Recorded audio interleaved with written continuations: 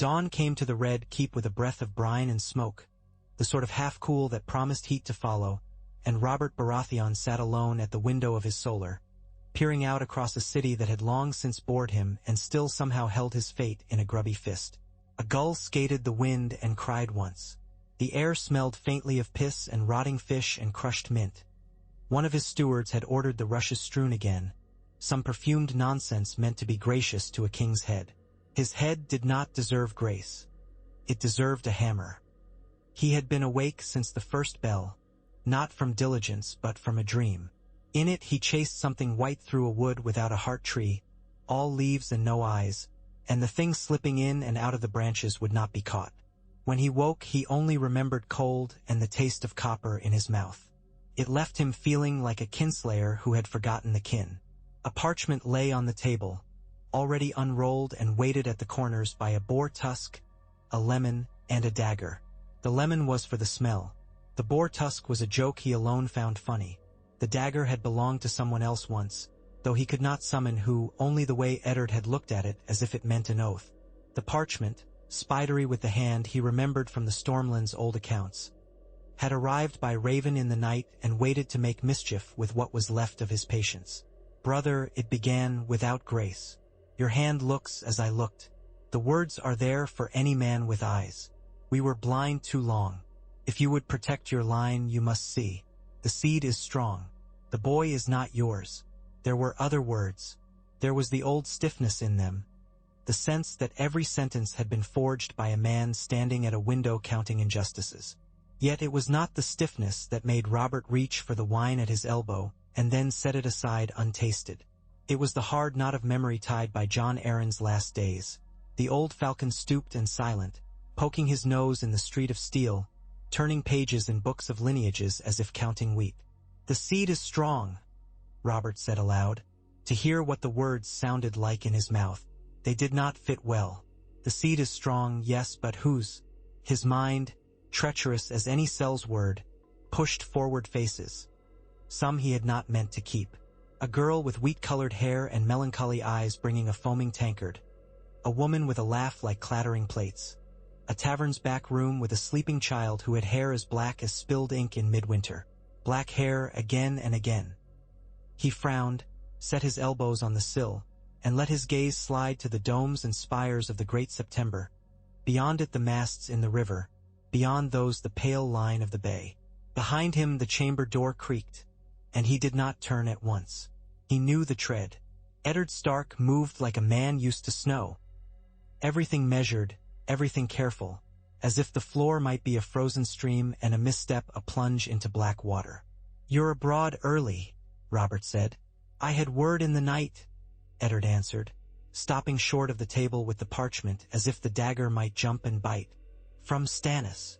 Robert did turn then, watched the weariness in his old friend's eyes. The gray in Eddard's beard had deepened since he came south. He had taken a cut on the leg and wore it like he wore everything, grimly and without complaint. It angered Robert more than it should that the cut had been given by one of Cersei's kin. He had punished them, he had told himself. A sharp slap, a command to cease. But the sting had lingered in his own palm. "A raven came to me as well," he said and flicked a finger at the parchment. "He preaches of seed." Eddard came closer, and Robert saw the prickle of his shoulders when he took in the rounded, sharp Lannister lemon and the Tuscan dagger, a little tableau as careless as a battlefield after. "Then you know," Eddard said quietly. "I know words," Robert answered, "and a dead man's habits. Jon was hunting in lineages before he died. He dragged you through the street of steel after bastard boys. You showed me that black-haired whelp. What was his name? Gendry. Aye. He looked at me like I was a story his master had told him, and it made me want to be that story." Robert rubbed a hand across his face.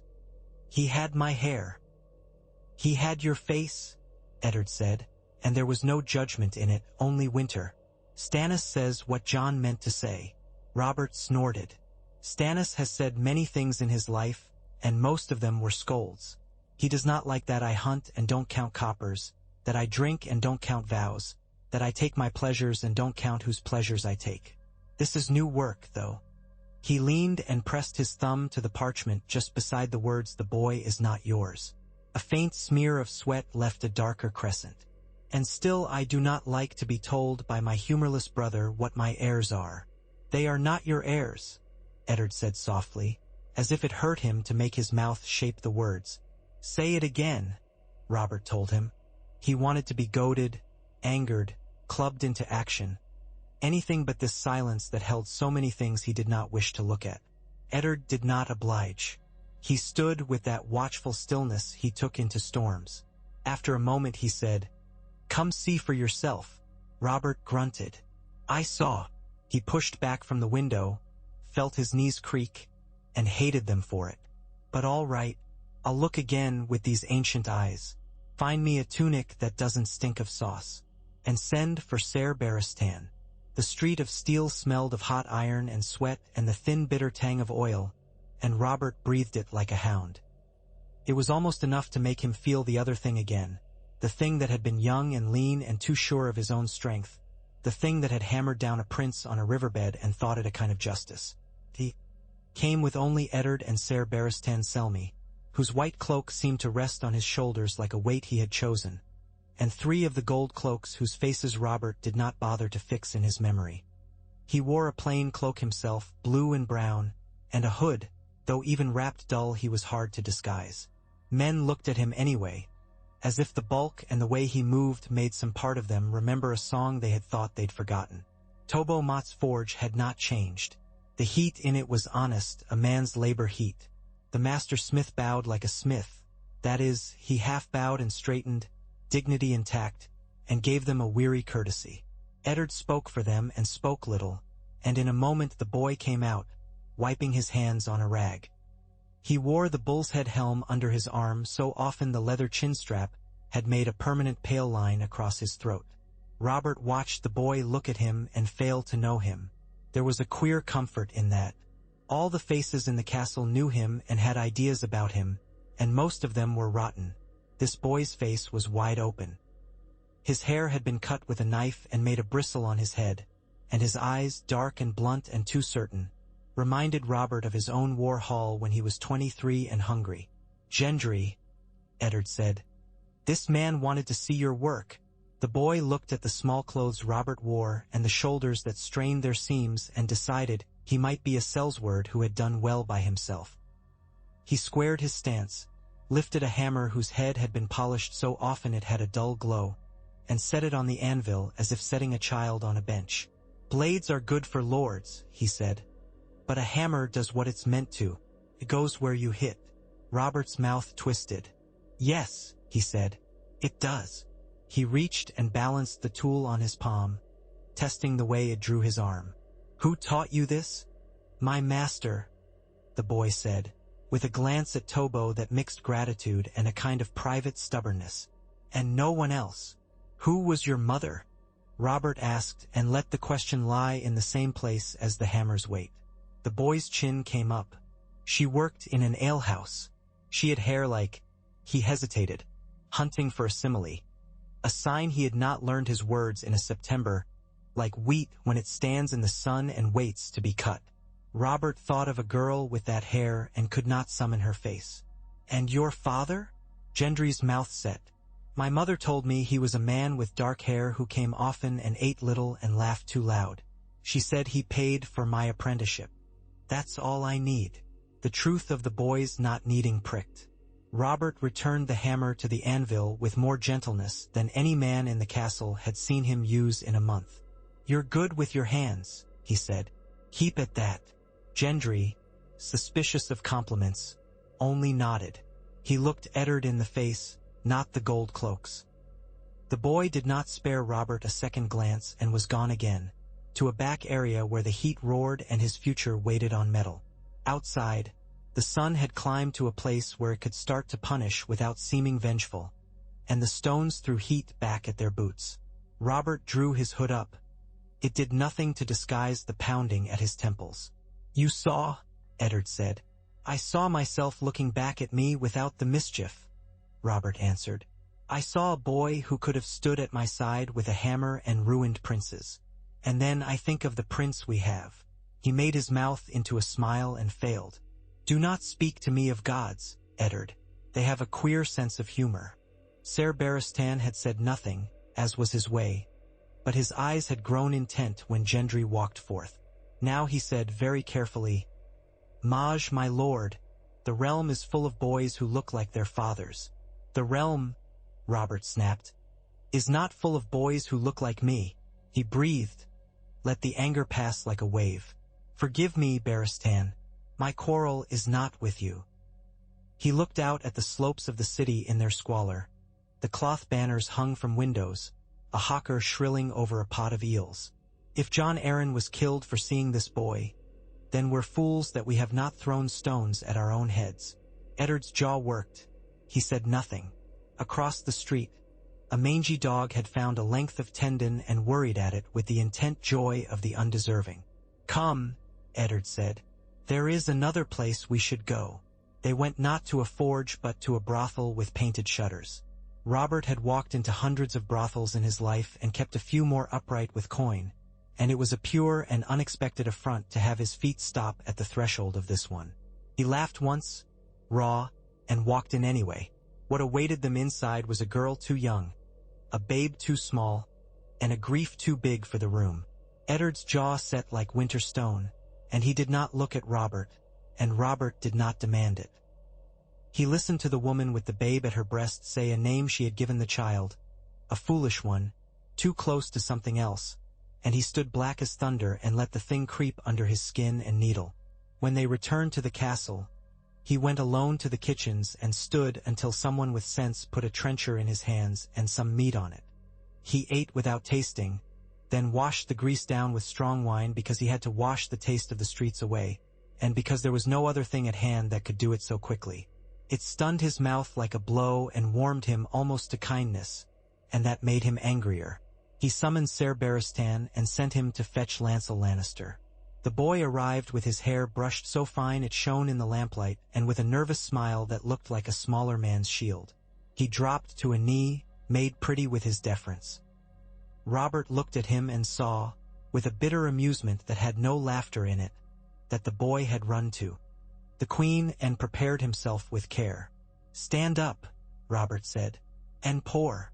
The lad hurried to the sideboard and took up a flagon as if it were holy, decanted into a tall cup with a steady hand, and turned with a flourish that would have made a mummer proud.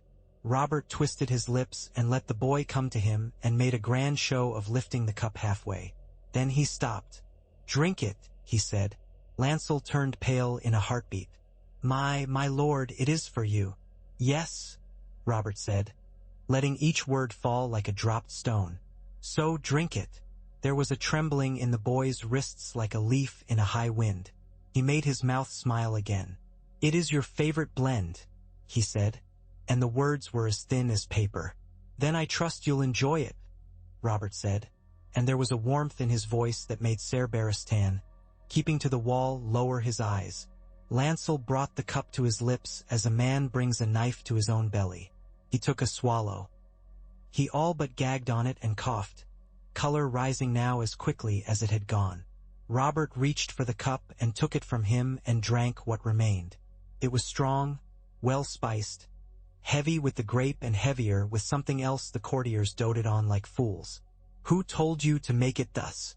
Robert asked softly. Lancel stared at the floor. When he spoke, the words tried to go two ways at once. "No one," he said. "I thought." "You thought," Robert repeated. He put a hand on the boy's shoulder and squeezed until he felt bone. "You thought to please me, or you thought to please the Queen. I am not asking, boy. I am telling you, do not lie again.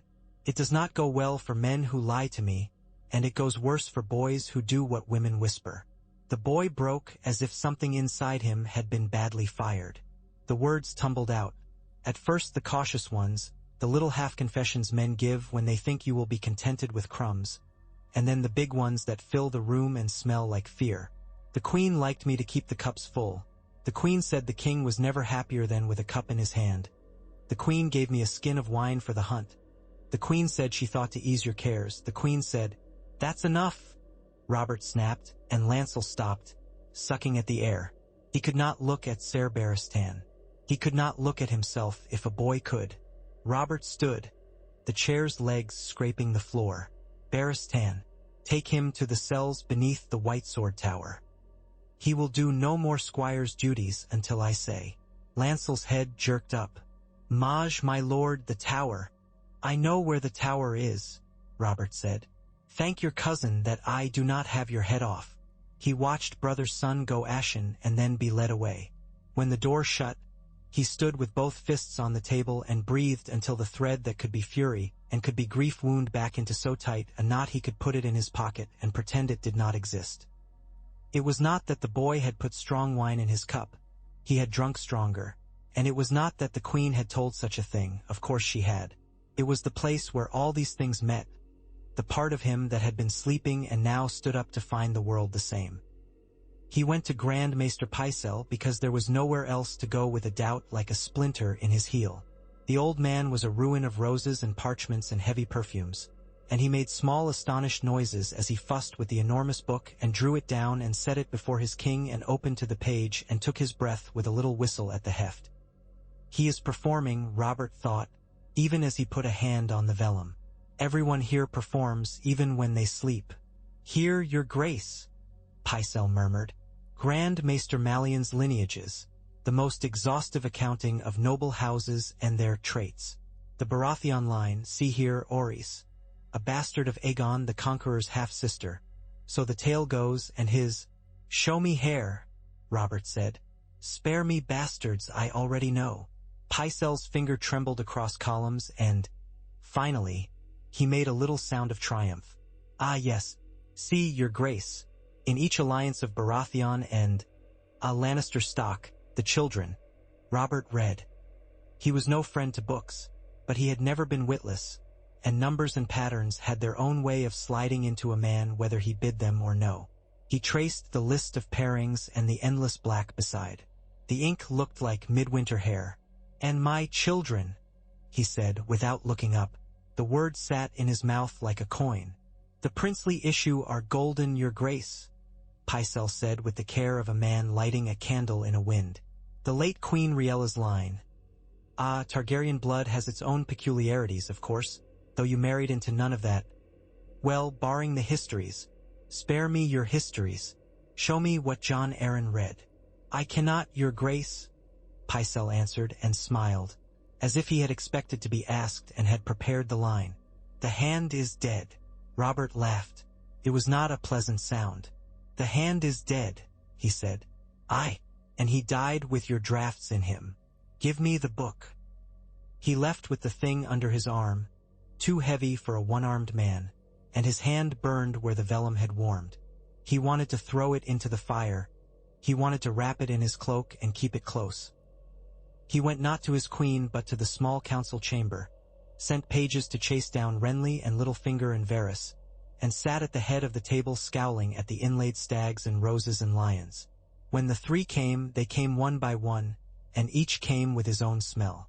Renly smelled like soap and gardens, Littlefinger like cinnamon and new coin, Varys like powder and something faintly sweet that might be rot-dressed in scents. My brother, Renly said, with his handsome smile already in place as if he were going to dance. You have us at it early. We should be at it always, Robert said. Varys, what did Jon Arryn do before he died?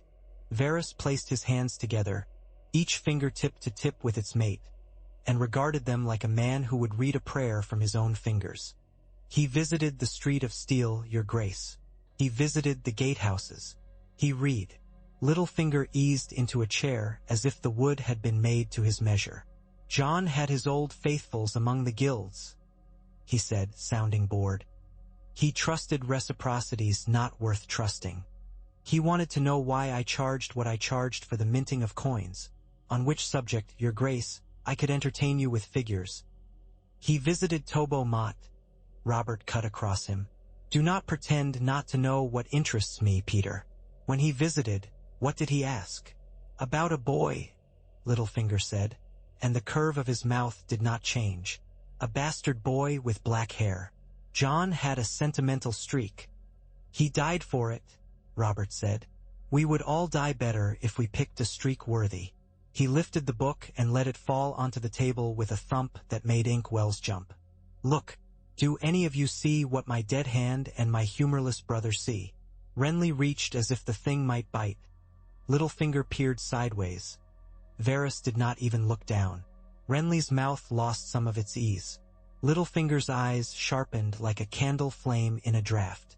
If it were a ledger, Littlefinger said, I would say that a certain commodity marks its presence more clearly than another.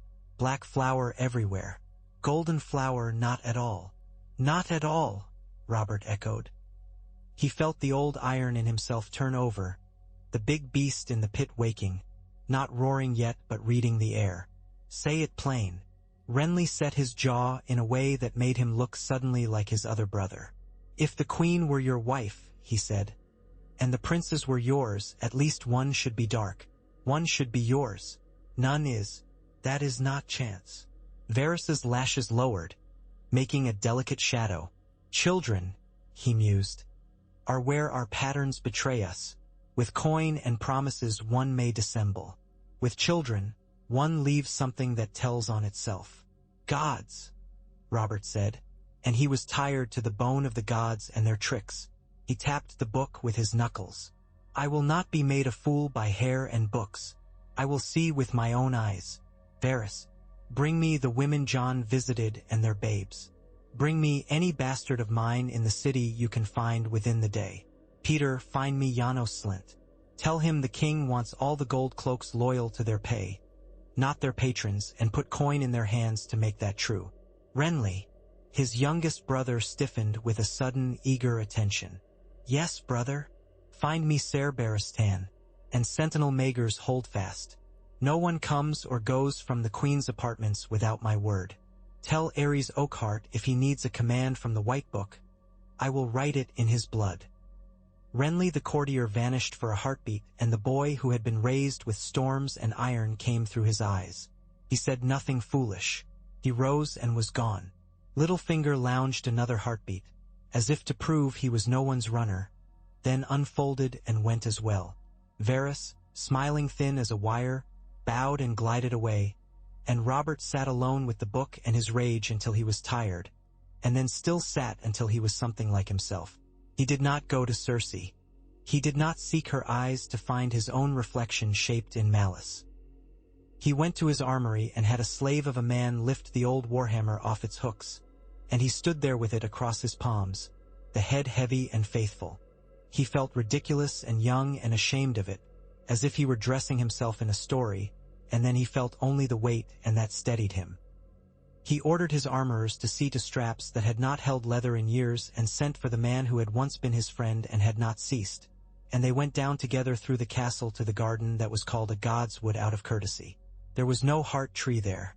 Robert had never liked hearts on trees, the way they watched.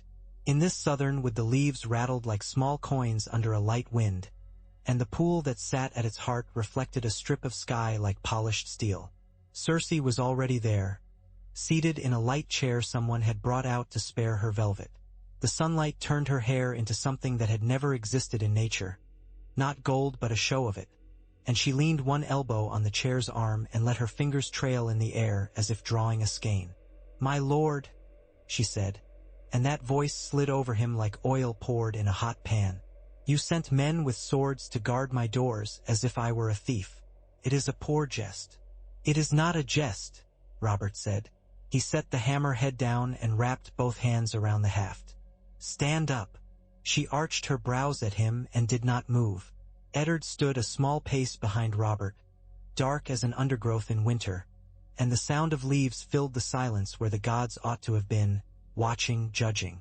At length Cersei moved, not because he had commanded but because she had chosen, and she rose like a thing to be presented and came to him with her chin up and her mouth soft. "You look very like a king," she murmured. "It is almost charming." "Whose are they?" He had not meant to waste time, and he did not. She blinked as if a mote had flown in her eye. "Who's what?" "Do not be stupid at me," he said, and heard his own voice slip from anger to weariness to something harder. "Do not play at being what you are not. You are not stupid. I have seen your boy. I have seen 2 other little ones with hair like yours. I have seen a bastard with hair like mine and another and a babe that could be a brother to me, and I have read where my hand read, and I have had enough of this dance." She looked at the hammer as if it might stand and lecture her on propriety. Then she looked up and the mask that was her face smiled. "They are yours," she said, and there was something in the words like the glitter on a poisoned blade. "So long as you say so, what else matters? If what matters to me is truth?" he asked, and did not know until he spoke it that his own voice could still lift on that last word, as if he expected an answer that would save him from himself. Cersei's smile went thin. "Truth matters to Septons, and then only when it is not a nuisance. Truth matters to your Stark, and look how it has rewarded him. You were never a man for truth, Robert. You were a man for songs and storms. It was the contempt.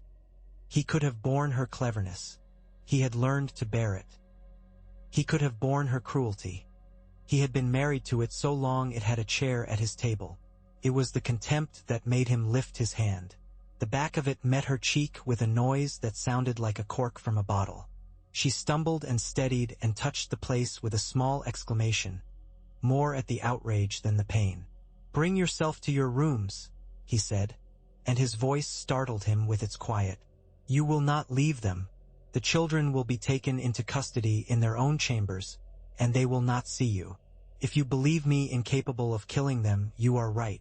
If you believe me capable of letting you use them to stab my realm, you are a fool." Her eyes, green as cat's eyes, went wide and cold at once. "You cannot make bastards of princes by decree," she said.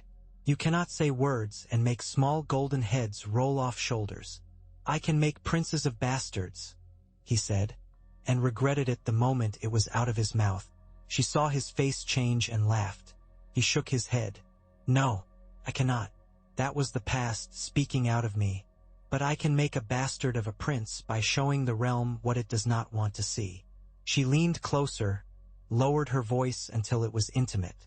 "And when they see, when the small folk who adore you, whose daughters you paw, who sing songs about your hammer, when they see that you have been made a fool of in your own bed, what then? Will they not laugh? Will you not hear it to your death?" "Better laughter than lies," he said. "You have never cared for either," she answered and leaned back, content with that. "Take her," Robert told Ser Barristan, who had come up silent as a winter's day. The Lord Commander stepped forward with 2 white cloaks flanking him, men who looked nervous to be standing. Aerys Oakhart tried to look brave and managed something like sick. Mandon Moore looked the way men look when they have decided they are not part of the world. Cersei did not move. She let Aerys touch her elbow as if she had permitted a dog to climb into her lap. "You have started a thing you cannot end," she told Robert, and it was not an idle threat. It was an observation. "I started it a long time ago," he said, "when I chose a crown." He let Eddard walk with him back to the keep and did not say another word until they reached the king's door. "I will need proof," he said then, quiet and grim. "Not books, not hair. Proof that can stand in the hall with gods and men watching." Eddard nodded once. "I will bring you what I can." "Bring me Stannis," Robert said, surprising himself again. "Send ravens to Dragonstone. Tell him his king calls him to court. And Renly, my pretty brother, is here. He will stay where I can see him." Robert blew out a breath through his nose. "And tell Yano Slint that if one hair falls from my children's heads, I will see him and his whelps swinging from the gate of the gods. I will bear the torch myself." It moved then faster than even a king could dictate. There are machines in castles and cities, made of rumor and fear and coin and oaths, and when a hand as large as Robert Baratheon's reached into the machine and turned it, the parts complained and clicked and ground and spat. The white cloaks set sentries where they had not been set in years and left others untouched one day longer than seemed sensible. The gold cloaks took coin from Peter Baelish, and some of them were more attached to coin than they had been the hour before, and some found an old loyalty stir to life like a limb waking from sleep and be painful with pins and needles. Varys's little birds fluttered and chirped, and some of them found their way under doors no man alive could pass. Davos Seaworth, out on the bay before any of the ravens had settled. Already had his black-sailed ship tacking toward Dragonstone like a thought. In the midst of the turning machine, Robert waited. He armed himself in the mornings and had the guards drill in the yard until their sweat ran in lines, and he ate meat with his hands and drank watered wine and kept his temper in a small box he had once thought he had lost. In spare minutes he stood behind lattices and watched Sansa Stark come to the garden and walk with his daughter, and he saw that one was all hope and one was all patience, and both were too young to be of any use in a world in which men like him made promises and then broke them. He watched Arya Stark make faces at Syrio Farrell and turn the wooden sword to the side as she struck. He grinned despite himself, and then he did not. He saw Joffrey once, crossing a bridge with Sandor Clegane a pace behind, and he saw something like hunger in the boy's face, not for meat or for a girl but for a thing without a shape. The sight made him put hands to the hammer's haft without thinking. He took them away again and told himself not to be the man who killed a boy because it would spare a future. He took a breath and let it out. On the second morning, Varys came to him with the ghost of triumph on his round face. "A woman, your grace," he said, "and her babe. The babe bears a mark like, well, I do not look closely, I hear, but like yours between his eyes, and others, not all within the city, alas. It is a prolific garden you have sown." Robert glowered and felt shame and fury do their dance. "Bring me the woman," he said. They brought her to a small room lit by a lattice and a few candles and left her with her child. She had manderly blue eyes and the quiet of a woman who has known trouble and learned that it never leaves. Eddard did the speaking, the gentle asking, the small offers of coin, the quiet nods, and Robert stood in the corner feeling too large for the world and the years piling on his shoulders like stones. In the end there were enough faces and enough curls of black hair and enough shape to the noses and enough stories and enough things that were exactly the same where they should not have been that even a man who did not want what they meant would have had to see. "That is proof," Eddard said afterward, not triumphantly but with the sorrow of a man who has found what he sought and wished he had not. "It is not what a maester would call proof, but it is enough for men." "It is enough for me," Robert said. He felt something in him relax as a wound will when the splinter is out and the flesh can begin to think of healing. He did not delude himself the flesh would heal clean. He knew what he was. But the splinter was out. Janos Slint came late that afternoon, heavy and sweating, his hand too ready to twitch at the hilt of the sword that made him a somebody. He bowed in a way that would have amused Robert another day. Robert did not smile. "You will place men of your choosing at Maegor's Bridge," he said. "You will not take coin from anyone but Peter Baelish, and you will take that coin after you have earned it. If the queen tries the bridge, you will raise the draw and blow your horns until the gods themselves wake." Janos blinked and licked his lips. "Aye, your grace," he said. "Any attempt will be. I mean to say, the men will give their lives." "Don't die," Robert said. "Live and hold a rope. If you cannot do that, I will find a rope big enough for you." That night someone came for him. It might have been a mummer's plot. The castle was full of them and always had been. Men who liked the dark liked stones. The assassins came quiet with blade and black cloth and crawled like rats where the wall joined the roofline. They came because Littlefinger had smiled and thought of one more contingency and whispered to a man who liked to hear coin jingle. They came because Cersei had given up nothing and would give up less, and because Varys, despite his airy talk of peace, had arranged a path for them and a path away, because sometimes a man must show the king the edge of what the night can be to make him grateful for the walls. They came because of all those reasons and because the machine had been set turning and machines crush the hands of those who set them turning. They found not a sleeping king but a man who woke very quickly when a footstep did not belong in his dream. Robert rose like an outpost tower coming to life and took a blade across the forearm that he would not feel until dawn. The first man he met with his fist and the second with the hammer he kept by the bed out of a habit no one had been able to break. He did not kill beautifully. He killed the way men like him kill when the chamber is close and the breath is in their ears. Messily, with noise. Ser Barristan came with the whites of two others and found the king with blood in his beard, and another man leaning across the bed with his back broken, and a third staring at the ceiling as if expecting a star. Robert laughed then, and it frightened everyone in the room, including Robert. In the morning, he went to the great hall with the hammer across his back and the book of lineages under his arm and his arm bandaged in clean linen and the salt of his own sweat in his eyes. And he sat the iron throne and let them come to him like wrongdoers to a God they did not believe in. He made them stand and made them talk. Eddard stood at his side, his hand on the pommel of the sword that had no name, or else had the name Winter. Renly stood on his other side, pale but handsome. Varys fluttered in the back like a pleased pigeon. Littlefinger draped himself with elegance in the crowd and counted. Janos Slynt sweated and did not dare wipe his brow. The Kingsguard, white and showy, arrayed themselves where they would be seen. Barristan at his right, calm as a man at morning prayer, Mandan with his expression that had never learned. "Bring me the queen," Robert said. They brought Cersei with a thin smile and her hands folded. They brought Joffrey, gripping his fury like a sword and unable to lift it. They brought Myrcella, wide-eyed, clutching a handkerchief embroidered with little golden stags. They brought Tommen, round and frightened and trying to be brave like a far younger brother copying a far older one. The Hound followed his prince at a sullen distance, as if he had been forced to escort a dog that annoyed him. Jaime Lannister was not brought. He had been found the previous night in the White Sword Tower arguing with Barristan about what a Kingsguard might be permitted. Barristan had taken his sword at Robert's order and put him under guard, and the look they had given each other, Barristan and Jaime, had been so old and so complicated that Robert hadn't cared to try to read it. He had given the order and gone to bed to be woken by death. In the morning, Jaime's smile was gone, replaced by something that made him look younger and angrier and less in love with himself. Cersei did not kneel. She did not even pretend to. She made a small, pretty curtsy, and it was an insult. "You will kneel," Robert said. Not because the gesture meant anything to him, but because it meant something here.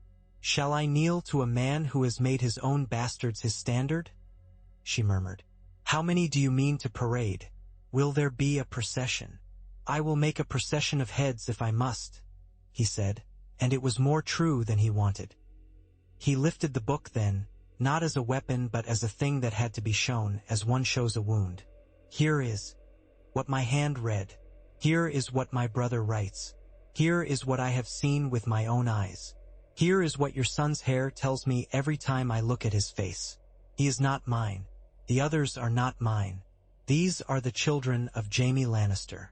He threw the last two words onto the stones and let them roll like cast dice. A sound ran through the hall like a flock of small wings. Renly sucked a breath. Littlefinger's smile shifted by the breadth of a nail. Varys's eyelids fluttered shut and rose again. Janos Slynt made a small, choked cough, surprised to hear it from himself. Joffrey, who was a boy and did not know when silence would have saved him, hissed like a cat. "You are a liar," he said, and his voice cut at the end the way a badly strung lute does. "I am the king's son. I am the king." "You are a boy," Robert said, and for a moment his voice softened because he remembered himself at 13, bellowing at wind. He did not soften the words. "You will be treated as a prince until the realm says otherwise, because I do not mean to spill Lannister blood on these stones today if I can help it. You will be sent to rooms with men I trust at your door. You will not see your mother. You will not see your uncle. You will keep your dog." He flicked a glance at Sandor. "Because he bites who he is told to, and that makes him an honest creature." Joffrey's mouth opened. Cersei laid 2 fingers on his sleeve. He closed it again. She stood as if at a small misfortune, a dropped comb, and looked across the hall. Her gaze found Littlefinger for half a heartbeat. He lowered his eyes. Her mouth did not tighten, because she did not allow it to do such things, but a pulse beat in her throat like a moth behind a curtain. "You cannot make such a proclamation alone," Pycelle said, his voice rising in indignation and fear in equal measures. "There must be a council. There must be." "There is a council," Robert said. "They are here. They will hear the proof and give the realm their wisdom. And there will be the faith. Send for his high holiness. The 7 are not my gods, but they are yours, old man, and the realms besides." "The faith does not." Pycelle floundered and shut his mouth, blinking tears to make up the difference. Varys's voice slid in like a silk ribbon. "Your Grace," he said, "if the princes are to be questioned, might we do it in chambers? The spectacle will do the city no good." "There will be no questions for children," Robert said. "There will be oaths taken before the gods. There will be men who served my hand saying what they saw, and there will be a book that might as well be a sword, and there will be me." He let his scowl grow. "And there will be a blank paper upon which I place my seal, naming my heir as I choose." Cersei's eyes flickered, a quick calculation. "You cannot name Renly," she said, not scornfully, only quickly. "There is an older brother." "I can name Stannis," Robert said. "I have written to him to come and stand where a brother stands." He heard a small despair in his own voice and did not try to hide it. "He will be here in time to be made miserable as he likes." He beat the book's corner against the arm of the throne. "If any man here has a better claim than the one that has this realm's laws behind it, let him speak now. Else hold his tongue and feel the weight of what I say." The High Septon was fetched, red in the face and pious in speech, and asked for 2 hours and a basin. Robert gave him both and wanted a war while he waited. He did not get one. He got only whispers and a taste of the city turning on its axis, and walls that looked as if they wanted to lean inward and listen to the men flinching inside them. He signed a paper with the stag's seal. He named Stannis Baratheon next in the line of succession, to rule should Robert die without trueborn issue. He did not write the last words lightly. He drank a cup of wine after like a man rewarding himself for doing a thing he had to and did not want. "Majesty," Peter murmured, coming close enough to have his breath be a thing. "This is a great step toward truth. It is also a step toward swords. I am a great friend to swords when they are a safe distance away from my skin. Might I suggest?" "You may suggest anything," Robert said. "I will listen and do what I like." "Send the princes to Storm's End," Littlefinger said at once. "They are safer away from their mother and away from the rock, and the Storm Lords will obey you still. They will be honored guests and a coin to spend if the Western Lions decide to roar." Robert turned the thought in his head like a butcher turning a cut of meat to see where the fat lay. "If I send them, Tywin will come like a bear to a honey tree," he said. "Tywin will come regardless, once he has counted the cost of his golden line diminished." Littlefinger shrugged delicately. "He has always liked to count. Give him a river to cross and a keep to storm instead of setting him a table in your hall." "I like my hall," Robert grunted. He considered. "Storm's End," he said. "The boy can learn to like the sound of waves." He waved a hand. "Arrange it. Quietly. Quietly." Peter's smile sharpened. "Of course." Eddard came to him in the evening with a face that had courage in it and wariness as well. "There is one more thing," he said. "Jaime. What of him?" "I had hoped to exchange him, if it came to it," Eddard said. "For peace. For your niece's and nephew's safety. But if he does not bend." Robert did not let him finish. "I don't want his head yet," he said. "I want his mouth that tells jokes and never tells truths. I want him to stand with a rope in his mind around his neck and feel the knot. Put him in the dungeons and feed him as befits his vow." Eddard's eyes said what he would not. He did not love dungeons. But he bowed and left to see it done. The castle stones felt old under Robert's palm when he leaned on them, as if they had held too many men who had thou. GHT themselves clever. He wondered how long it would take Stannis to find his way to court, and he wondered what his brother would say to see the mess he could not help seeing. Took only 2 days for Tywin to answer. He did not answer with a raven. He answered with a rider who had ridden so hard his horse died as it clattered into the gatehouse, and he slid slick with lather and dust and blood out of the saddle and into a guard's arms. He answered with villages in the riverlands burning, with Clegane men smiling red smiles, with ravens from Riverrun that said in a hand as controlled as a river in flood that Lord Hoster Tully demanded redress for outrage upon his liege men. He answered with raiders under Ser Gregor who took 2 boys from a hamlet and chopped their hands to send back to their mothers because someone had said a word about a king that Tywin did not like. The messages came in a twine braid: report, rumor, wail. "War," Renly said, and he lacked the relish other men would have shown. There was a little challenge in his voice, as if he wanted his brother to pretend for both of them. "He answers you with steel." "He answers with fire," Robert said. He was not angry. He was almost amused. He could feel the old place in him where iron lived warming, and he thought, almost without shame, "I am good at that language. We will speak to him in words he will understand." He thumped his fist once on the arm of the throne for the satisfaction of it. "Call the banners. I want the Storm Lords restless. I want the Reach's ears listening. No, don't look at me so, Eddard. I will not ask Mace Tyrell for a thing. He will offer it if he is near to good, and if he does not, I do not want a flower for a friend." "You have a brother," Eddard said. "He should be here first." "He will be here," Robert said, and felt a savage satisfaction that he could say it and almost believe it. They moved the princes and princess at dawn, before the city had rubbed the sleep out of its eyes, when even the gulls were lazy and silent. Peter had arranged wagons and men and the names on the wagon slabs of slate-red onions and fine sand and chalk, and the men wore the dull faces of carriers and tried not to glance at the little hands' curtains parted to show.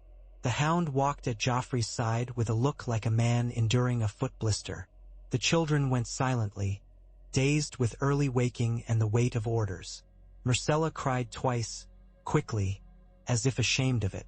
Tommen held his jaw so tightly his lower lip went pale. Joffrey spat once on the flagstones and sanded the spittle with his heel as if it were a rival. The bridge to Maegor's Holdfast was up and the chains creaked. Somewhere crows croaked. Janos Slint stood, sweating, the cold of the dawn doing nothing to him, and the gold cloaks shifted their weight. Ser Barristan went before and after, the two ways a sword cuts. It was almost done, and then it was not. The first arrow thudded into the wagon's side and stood quivering like a reed. The second took a gold cloak in the thigh and made him laugh, short and sharp as a dog bark, because it had gone clean through and he had not felt it. The third arrow struck the ground and skittered, a fart of fate. Men froze and then they moved too much in the wrong directions. A scream rose and was cut off. 3 men in dark cloaks came out of nowhere. No, out of everywhere, out of alley and shadow and the low passage where the scullions ran. Blades low and hands sure. The hound moved like a thing woken from a doze and hungry. He met the first with his sword turned and broke the man's wrist with the flat. He took the second in the belly and did not bother to watch him fall. The third came to him and thought to be clever and found himself thrown against a wagon wheel with a noise like a dropped cabbage. Someone shouted for the lion, and then someone else shouted for the king.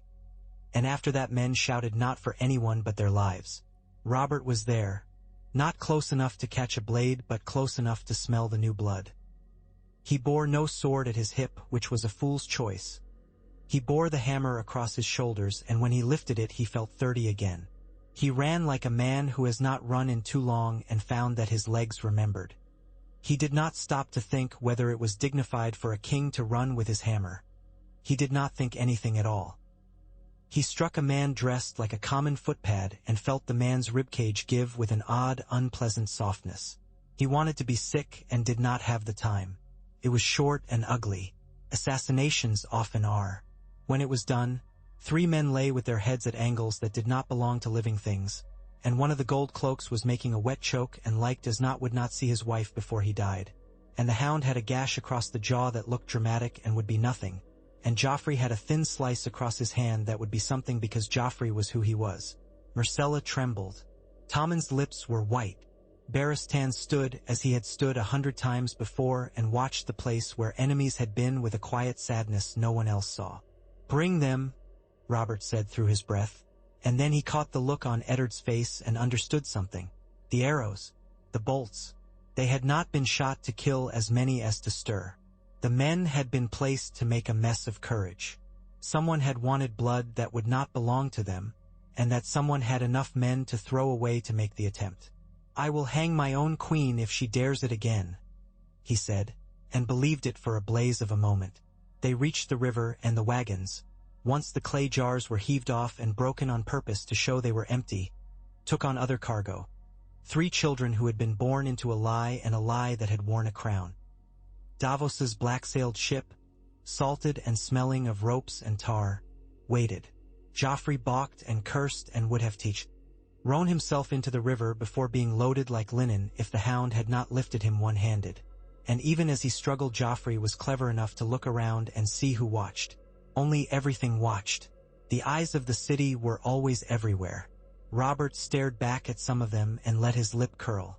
For a heartbeat, he thought of a girl on Dragonstone, pale and thin and not a threat to anyone who was not a coward. He pushed the thought away and watched his not-son go aboard a ship that would take him to a place where storms beat themselves to death. It was done, and it was good, and it would be ruin. He felt all three truths at once. On the fourth day Stannis came. He did not burst into the hall like a hawk. He did not blow horns. He arrived like a winter wind, unexpected only to those who think to measure all things by their likes and dislikes. He wore his jaw like a rusted hinge and his expression like a man who had lost a thing upon which the next thing depended. He bowed to his brother and looked past him to the throne, and for a moment Robert saw not the tight mouth and small tempers but the boy who had been 2 years his junior, the boy he had made stand on a tower with him in a gale with their cloaks snapping to see if the storm would take them, the boy who had not cried and had not laughed either, who had merely stood till the night ended because that was what one did. "Brother," Stannis said. "Brother," Robert echoed. He could not stop the smile that jerked at his mouth. Felt wrong on his face. It felt right in his chest. "You took your time. I sailed as soon as your letter came," Stannis said. It was not humor. It was a complaint. The tides and winds do not bend for kings. They bend for men with hammers sometimes. Robert answered and grinned, and then he was unexpectedly glad beyond sense to have this man stand in his hall and be dour and not cloying and not flattering and not lying where a lie cost him nothing. They went to a small chamber where a fire burned low and a jug of wine stood and a plated wheel of cheese steamed as if it had been cooked for a man who liked such things. Stannis stood and did not sit, and Robert drank and wished that his brother were not always standing in his shoes like a man in them for the first time. "I have cast Joffrey and the others off," Robert said without ceremony. Stannis grunted. "I had not expected you to find a way to love lies in the 3 days since you wrote. Nor will I." Robert rubbed his bandaged arm and wondered if he would feel it in the reins before long. "I have named you my heir." For a flicker, Stannis's eyes showed a surprise so deep it might once have been pain. Then it was gone. "As the law dictates," he said. "It is not a grace. It is a duty." "You were always in love with duty," Robert said. "Even when it refused you. Eat the cheese." "I do not care for cheese," Stannis replied. "You do not care for laughter either," Robert said, and felt suddenly as tired as if he had rowed to Dragonstone in a skiff. "Lannister swords are in the Riverlands. Tywin has taken the field. He will bring his bulk to bear as only he can, slow and heavy and with money to grease the axles. Then we must bring ours," Stannis said. "Storm's End can give you 15,000 men if the vassals obey. Dragonstone." His mouth made a small, almost pained motion. "Is strong and ill-provisioned. What it can give now is small and tired."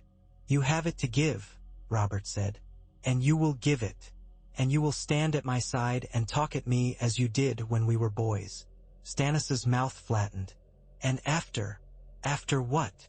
"After the Lannisters are made to learn that law is not a thing one tears for fun." He looked at the fire evenly. "After you die." Robert did not flinch. He poured wine. "After I die," he said, "you will do what you have always done. You will stand when standing is what one must do. I have written it down to make it easy." "It will not be easy," Stannis said, as if he had to instruct him in this, and then his eyes went narrow and calculating, and Robert remembered other times when those eyes had meant his brother was about to do a dangerous, proper thing. "Tyrell will watch and weigh. Tully will hold his river. Aaron is in the Vale with a mad widow and a boy who is no help to anyone. The north is far, but when it marches, the ground hears it. You will need Stark." "I have Stark," Robert said. He had Eddard and his silence and the sword that did not boast. He did not let his mind go north to Winterfell. He did not let it walk corridors where a boy lay sleeping and did not wake. "I will keep him or die trying." "Be careful with your dyes," Stannis said. and it was as close to warmth as he got. It was strange, then, how death found him when it did, and how it came not in the boar's tusk that had seemed written for it, nor in the blade that had already tried, but in a cup that had been poured by a boy and tasted of summer and pain. It was that same cup that he had forced on Lancel that later came to him when he had insisted on sleep he no longer wanted, when he had made the mistake of sending Eddard to the yard to see to the men and gone alone to his chamber with only a little page whose name he did not know to help with his boots. It was that same cup that a shaking hand lifted to a king's mouth in the silence that falls when courtyards and the distant river have given up their noise for the night. He drank because he was thirsty, and because he had always drunk when thirsty, and because his habits were faithful even when his men were not. The first swallow was sweet, the second was bitter. The third he took because habit is a thing older than sense. The burning came quick, a rope tightened around his chest and then, more treacherously, loosened, as if to say it had been a jest. He sat down because he thought to stand would be foolish.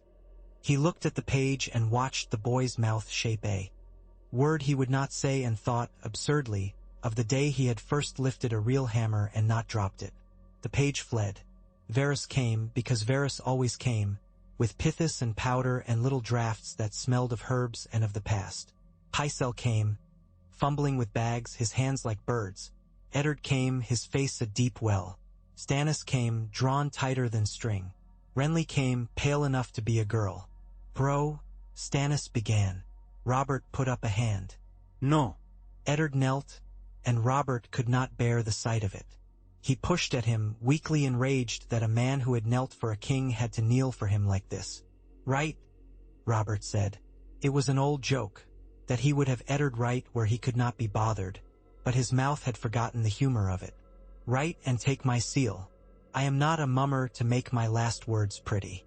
Say what needs saying." Eddard's hand was steady as he took the paper and set it on his knee and dipped the quill and set the ink to it.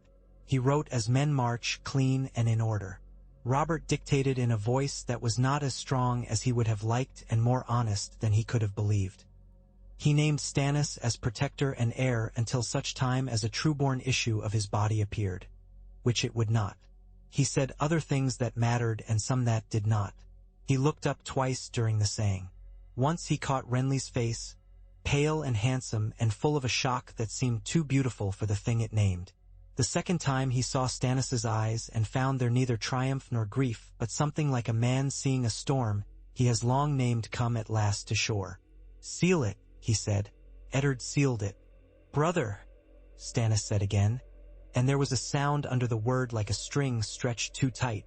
"Do not call me that in that voice," Robert snapped, though the snap had no teeth. "You make it sound like a prayer you have come not to believe." "Then I will call you king," Stannis said, "and I will say that I will do what the law demands." "Of all the things you could have said," Robert muttered, "I am going to sleep now." He looked at Eddard and forced a grin. "If I wake, I swear by every god your wife does not believe in that I will go hunt a stag that will make the songs fat. If I do not, make sure my realm is not thrown to carrion." Eddard's mouth opened, and for once no words came to it. Robert shut his eyes to spare him from finding any. The night pressed in. Sleep climbed him like a hill he had climbed many times.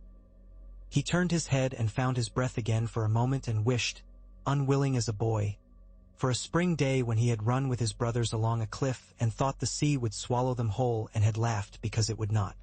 He felt a cool touch at his brow and knew it for Eddard's. It made something in him unclench. The world slipped sideways.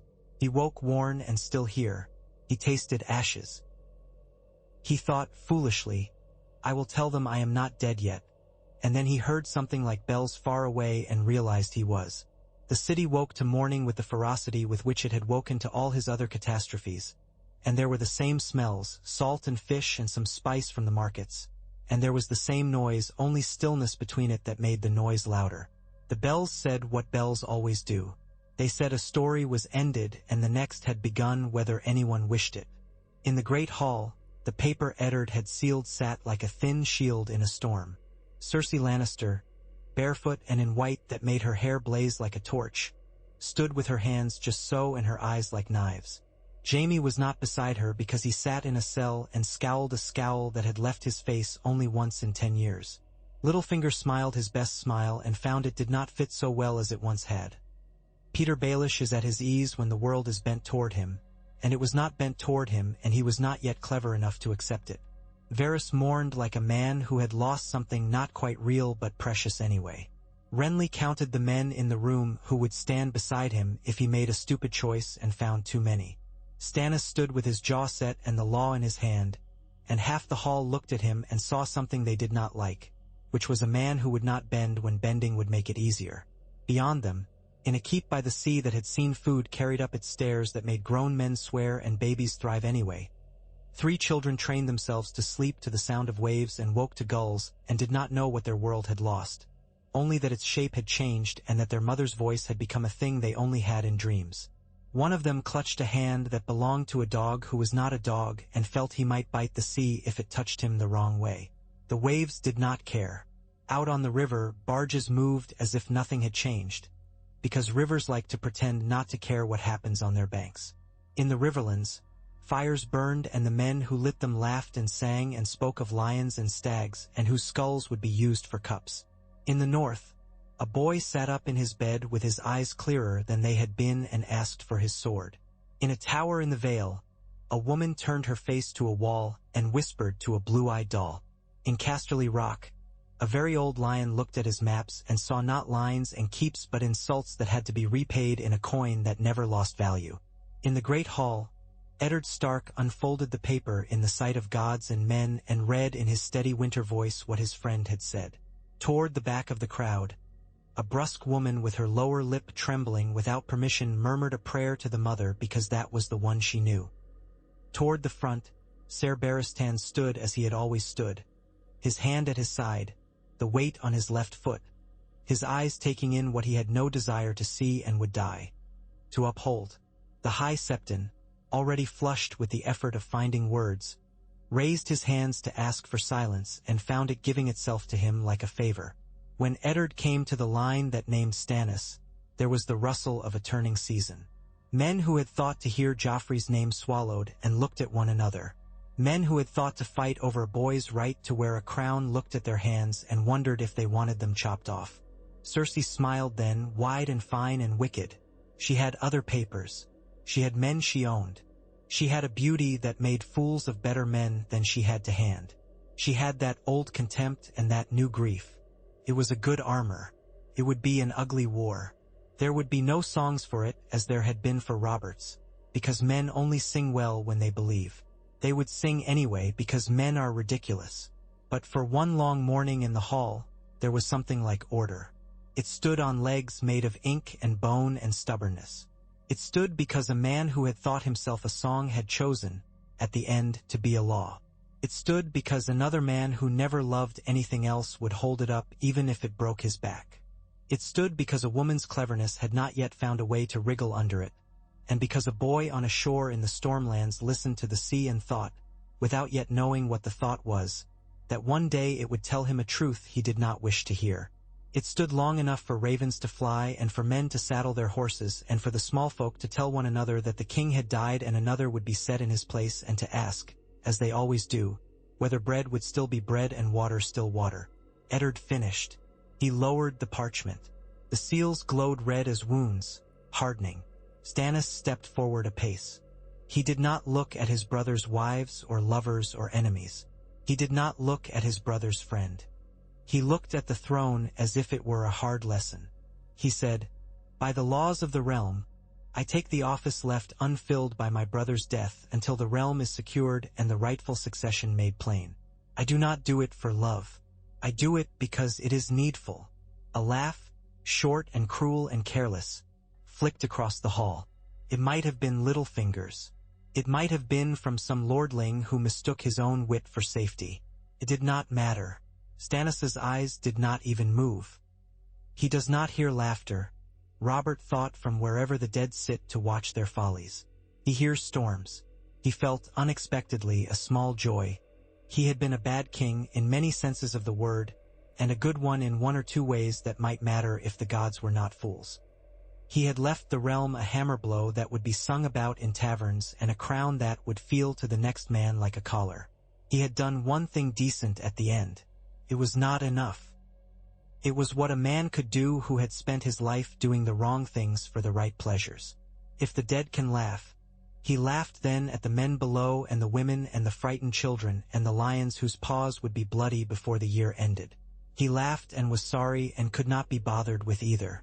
In the White Sword Tower, Jaime Lannister sat with his wrists raw from rope and stared at the wall until the stones looked like a face and then, not wanting to see that face, closed his eyes.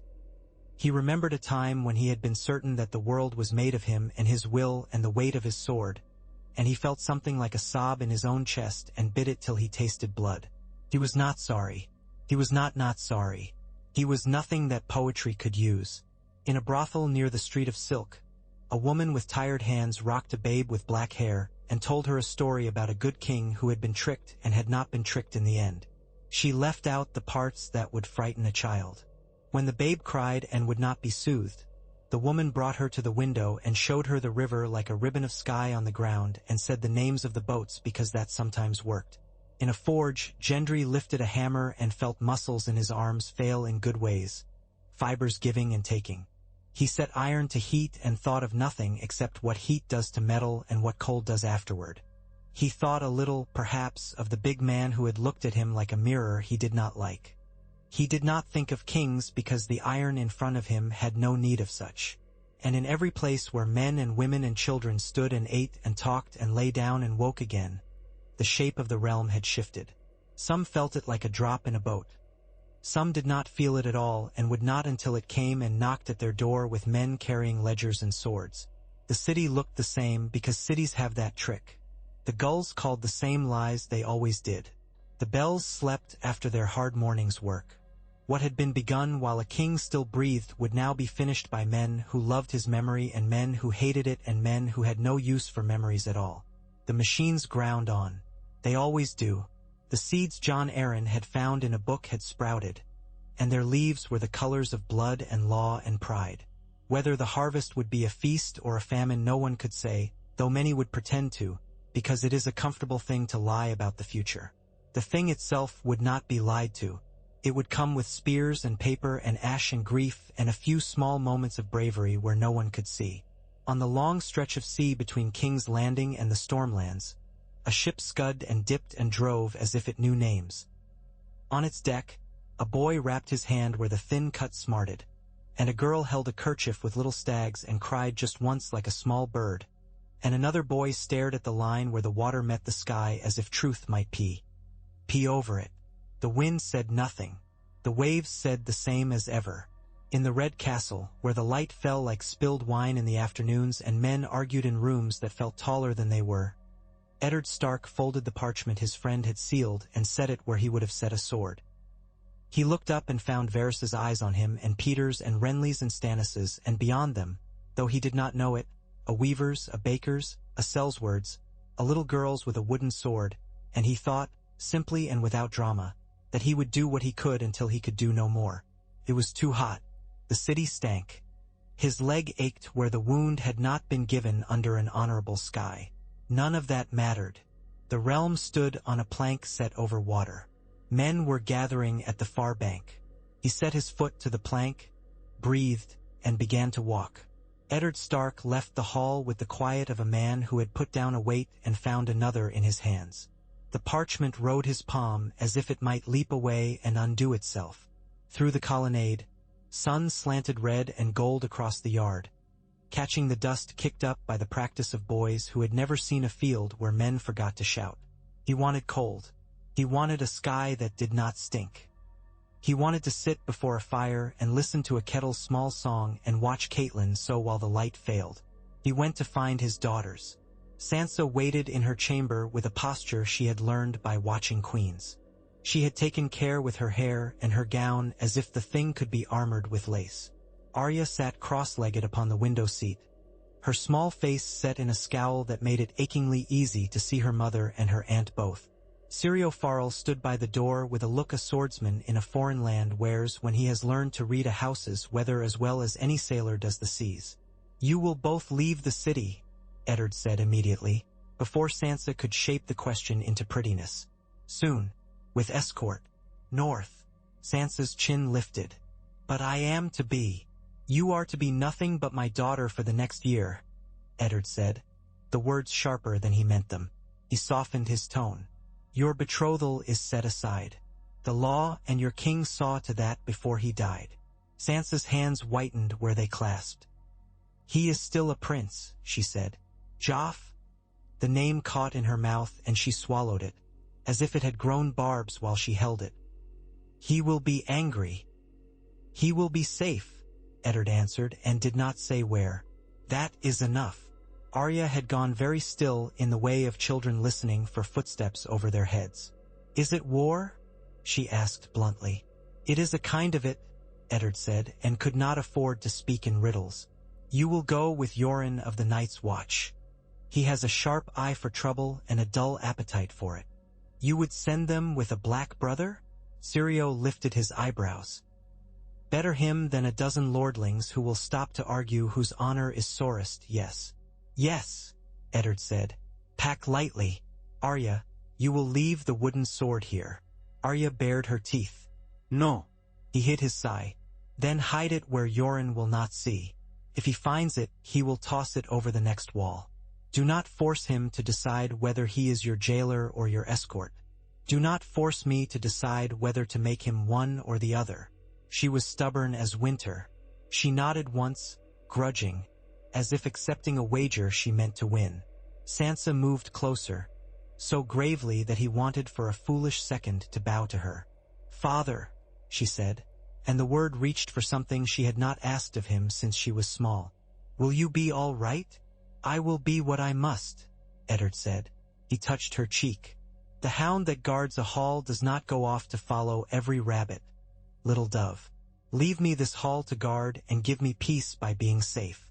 She turned her face into his hand, a motion so swift and simple it made his chest ache, and then drew away with a young lady's dignity. Arya scrambled to her feet as if a horn had blown. Syrio bowed a little, and Eddard left them to their packing and the arguments that would be folded among their things and carried north. On the way to the Tower of the Hand, he found Varys gliding along as if the floor were water and he a waterfall. Protector, the eunuch cooed. The bells tire. The city requires reassurance. If you would be seen upon the steps, I will be seen in the places where swords choose to stand or not, Eddard said. He did not stop walking. Varys matched him easily, as a man swims alongside a boat. I sent for Beric Dondarrion. Varys sighed, the sound half lament, half delight, to bring justice out to play along the Mummers' Ford. Ser Beric is a handsome banner to carry into such places. He is a good knight, Eddard said flatly.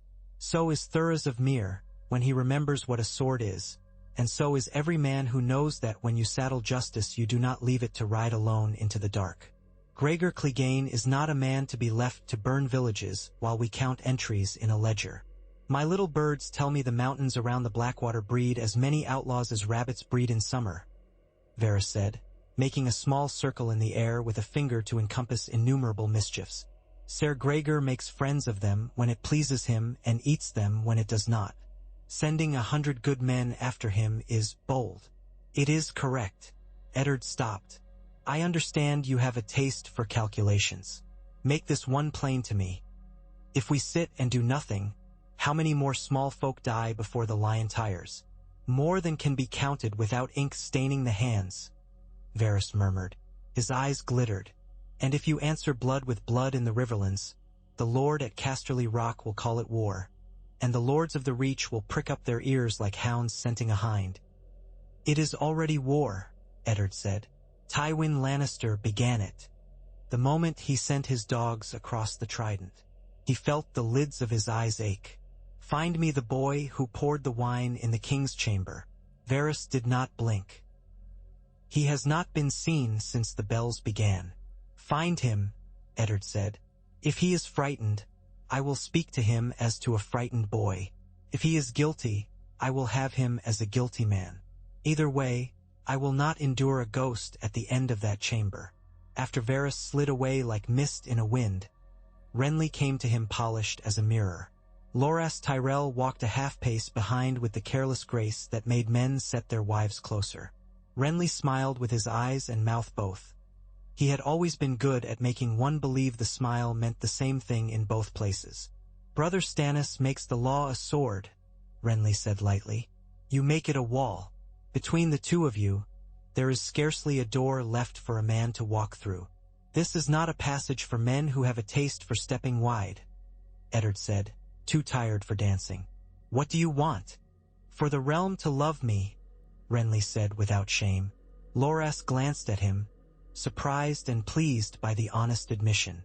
"Barring that, leave to go and fetch those who can be persuaded to love what is necessary. The Reach has need to be courted. Mace Tyrell is a plodding ox of a man and fond of his own shadow, but he obeys it when it swings toward his daughter's smile." "What do you intend to fetch from Highgarden?" Eddard asked. "A parade." "Men," Renly said simply. "Coin. The notion that the throne need not be held by a face that makes children cry." He saw Eddard's jaw set and raised a hand. "I will not put my crown on in your hall, Lord Stark. I am not a fool. But if the Lannisters are to be taught that we are not all their meat, we must have a south wind." "You will tell Stannis you go," Eddard said. "You will tell him with witnesses, and you will say that you go to bring the Reach to the law's side, and that you will not speak your own name more than is polite. Do this and go with my blessing. Slip away on a horse in the night, and I will send men after you who do not ask questions when they ride in the dark." Renly's smile edged toward a smirk and slid back from it. "I will tell him. I will even use the word law." "You will use the word brother," Eddard added, surprising himself. "It sticks," Renly said, hand to his throat like a mummer scratching away a false beard. "But I can spit it out once for your sake." He and Loras moved away. Eddard watched their backs and wondered if he had sent off a spark toward kindling or a torch toward tinder. He went down the steps into the yard where Beric Dondarrion stood with his men, a bright feather of a banner snapping in a sour wind. Thuras of Myr was there with belly and bravado both, already half drunk and lighting the end of a brand to show the boys how flame licks a blade's edge and makes a cheap trick look like a miracle. "Ser Beric," Eddard said, "you ride under my seal. Bring me Gregor Clegane in chains if he still wears a man's skin. If he wears a beast's, cut his throat and leave his head on a gate." Beric's jaw set with the pleasure of a man given a clear command. "I will bring you something that will quiet mothers at night," he said. "Bring yourself back quietly," Eddard said. He clapped Thurza's shoulder as the Red Priest raised his brand to make boys cheer. "Save that for the dark places. The show loses value if you play it every yard." In the dungeon, where the stones sweat old crimes, Jaime Lannister sat as if the bench were a chair before a hearth. He had learned how to recline on narrow, foul things just as he had learned to lounge across pretty ones. The smirk perched lightly on his face, as if it might fly away if a draft found it. "You have visitors," the jailer said with the relish of a man delivering something that might bite. He stepped aside, and Eddard Stark came in with Ser Barristan at his shoulder. Jaime's eyes flicked, hungry for someone he knew. They did not find his sister. He let his head tip back against the stones. No mummers, no wine, no pretty speeches. Only wolves and white cloaks. It is a poor afternoon. Eddard stood across from him, watching him the way one watches a dog that has never yet bitten. "I have questions. I have answers," Jaime said, rolling his wrists against manacles as if they were silk. "None of which will please you." Barristan's voice was as dry as old snow. "Then you should be silent. I have never found, I am sure you will pardon the lack of delicacy, that silence buys as many friends as words do," Jaime said, eyes flicking toward Barristan and away again. "You were beautiful on the yard this morning, Ser Barristan. For a moment I forgot I was in a cell. Did you push my son?" Eddard said, making a blade of the sentence. Jaime's mouth tilted, but he did not look away.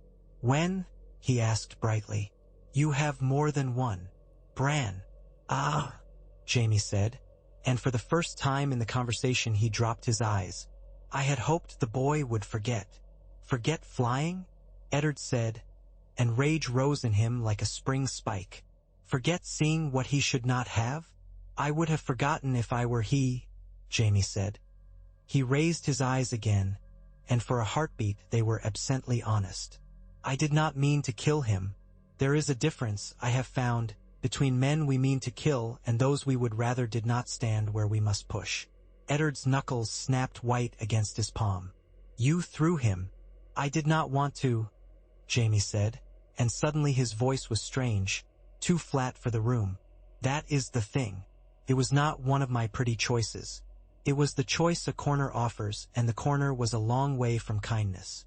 "Your kindness has a long way to travel," Baratheon said. "Disgust doing what anger did not. Loosen Patience's braid." "You pushed him to hide what you are," Eddard said.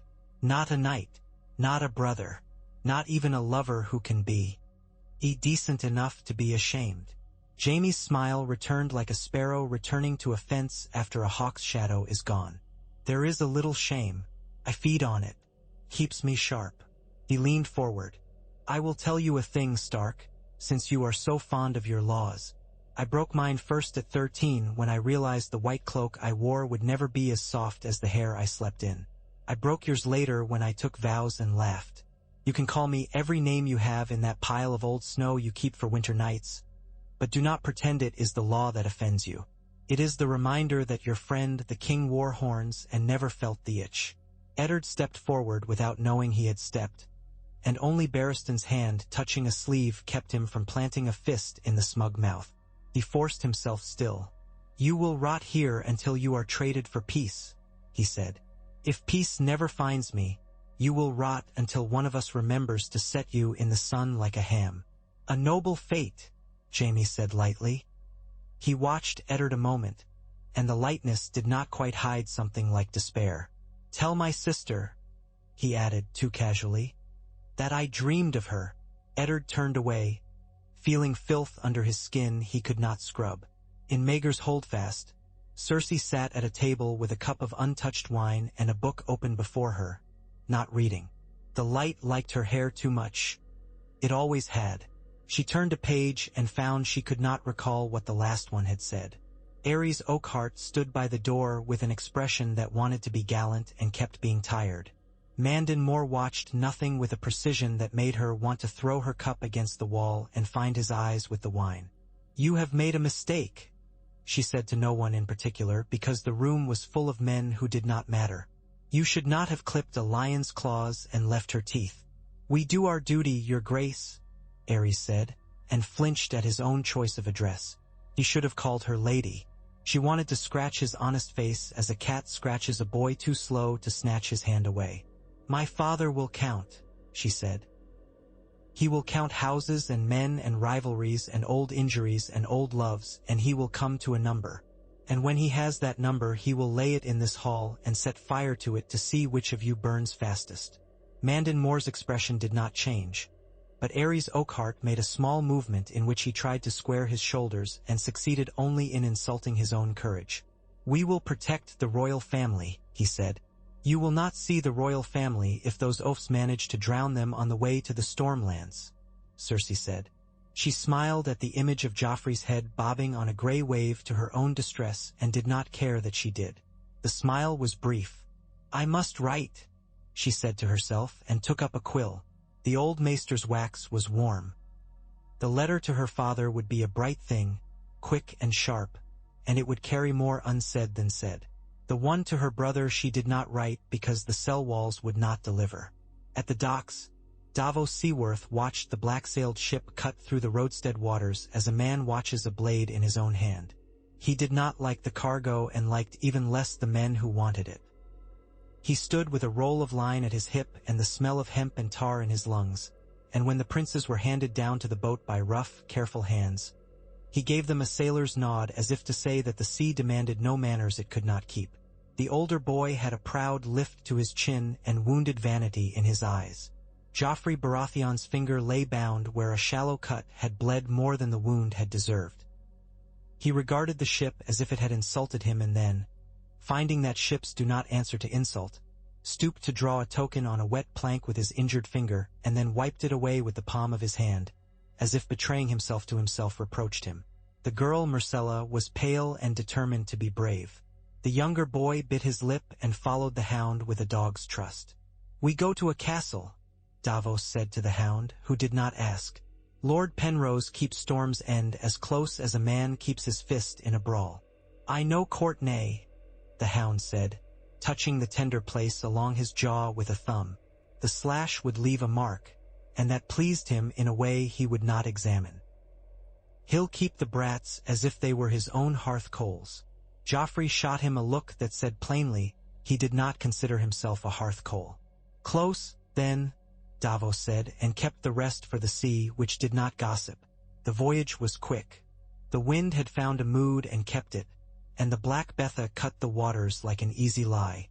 Myrcella leaned over the rail and watched fish silver near the surface, her hair tying itself in knots while the boy held his injured hand to his chest as if it contained a secret only he could tell.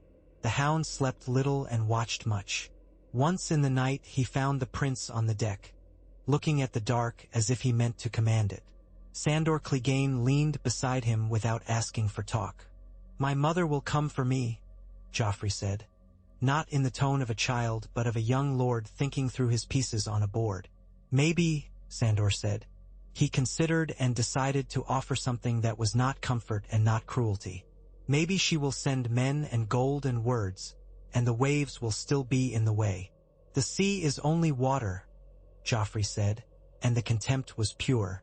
"The sea is only everything that is not you," the hound said. "Learn which it is and you won't drown." On the 5th morning the storm drum of the buttresses rolled the dawn out of the sky, and Storm's End rose before them, a grim jury of towers looking out across a slate sea. The sheer walls made even the hound's stomach consider turning. Joffrey tried to look unimpressed and failed. Myrcella gasped. Ed and then laughed and then clapped a hand over her mouth as if she had broken a rule in a lesson. Tommen said nothing and squeezed the hound's cloak to make sure there was still a man attached to it. Courtenay Penrose met them in the gate with a hand to his breast and eyes that saw too much. His beard was stippled with white like a froth left by a wave across a reef. "By the king's order," he said to Davos, who was nobody to him and everyone to the children he had to shepherd. "The princes and the princess will be my charge." "There'll be a charge and a price," Davos said under his breath, and Courtenay looked at him once and then looked away. Edric Storm came to that meeting like a hound pup that had been told to stay back and had not learned how. He had his father's hair and his mother's bones, and he carried both with a joy that made men forgive him his bastardy before they could remember to sneer. He stared at the prince who was not a prince and at the hound and at the black-sailed ship and at the sea in turn and looked personally affronted by none of it. Myrcella smiled at him. Tommen smiled also because that is what Tommen did, and because he was relieved to see another boy who looked like he would not bite without warning. Joffrey looked and disliked the mirror made shabby before him. "You have a mark," Edric said to Joffrey, pointing with the frankness of children who have never been punished for looking. "Does it hurt?" "No, Joffrey Leith." He looked around to find something to scorn and fastened on Davos's missing fingertips. "Did the sea take your hands?" Davos lifted the shortened fingers with a sailor's shrug. "A king took them to pay for a crime. I suppose the sea and I share the blame for telling him my name." Joffrey blinked at a world where kings cut hands and men thanked them. Myrcella took Tommen's hand and squeezed and smiled at Davos with a courtesy that had not been taught to her by Cersei Lannister. The hound watched and said nothing. Courtenay saw all of it and filed it away in the place where castellans keep useful truths. In King's Landing, Stannis Baratheon stood over a table scratched by years and maps marked with stones. He did not like maps, he liked ground. But men who liked ground had to learn maps or be tricked by men who liked maps better. Davos had returned with the wind still in his hair, to give account and receive new orders and a blunt, grudging nod that made his chest warmer than any fire would have. "We will march," Stannis said. "Ser Barristan will remain and keep the king's peace behind us with Lord Stark." Eddard raised his eyes. "You think I should keep a hall while you go to the field? You think you should not?" Stannis asked, not unkindly. "You are the realm's face. You are also a man who limps and does not sleep. I am the man who breaks sieges and sets a line so true a mason would cry to see it. You set your lines in men, Eddard said, but there was no rancor. I will hold the city. I will keep the Lannister serpent's head from lifting in our backs. I will send ravens to Winterfell and Riverrun both. Lisa will be told in words that would make a donkey move to bring Tyrion Lannister here for judgment or let him go where he will be found. Lisa Arryn will clutch her boy to her breast and pretend she cannot hear, Stannis said. Write your letters. I will send iron afterward. He took with him men from the Crownlands who still remembered a Baratheon voice from a different decade. He took Stormland's banners whose colors shook the air, Cairn, Morrigan, Wild, Estermont with their sea turtles bright as coins, and he took a small, hard core of knights who had learned the law in the way he liked men to learn it, with either a straight back or a bloody nose. Davos went with them because ships were not always in water, and because there were rivers that obeyed men who understood tides. Renly, having told Stannis before enough witnesses to make it a knot, left with Loras the night after, the little host of his household behind him, a plume of green and golden talk floating in his wake. He bowed to Eddard at the gate with sincerity, and to Stannis with a politeness so well polished it could have shown a man his own face. As the hosts began to move, Pycelle came creeping into Eddard's chamber like a beetle that had learned to mimic a man. He smelled of thick herbs and of the sweet unclean that sticks to old men's hair. "My Lord Protector," he wheezed, giving the title with apparent relish and hidden spite both. "May this poor servant of the realm speak?" "Quickly," Eddard said. "There has been a theft," Pycelle said. "From my still room. A scarce poison I keep only to know its scent if ever the wicked." Eddard fixed him with the flat gray that had made men wiser than Pycelle think better of saying what they meant. "Name it." "Sweetness," Pycelle said. "The tears of Lys." "You speak of it as if it were a flower," Eddard said. "You lost it." "It is gone," Pycelle said. "It was there and it is not there, and the keys that fit my chest fit more than one lock in the Red Keep.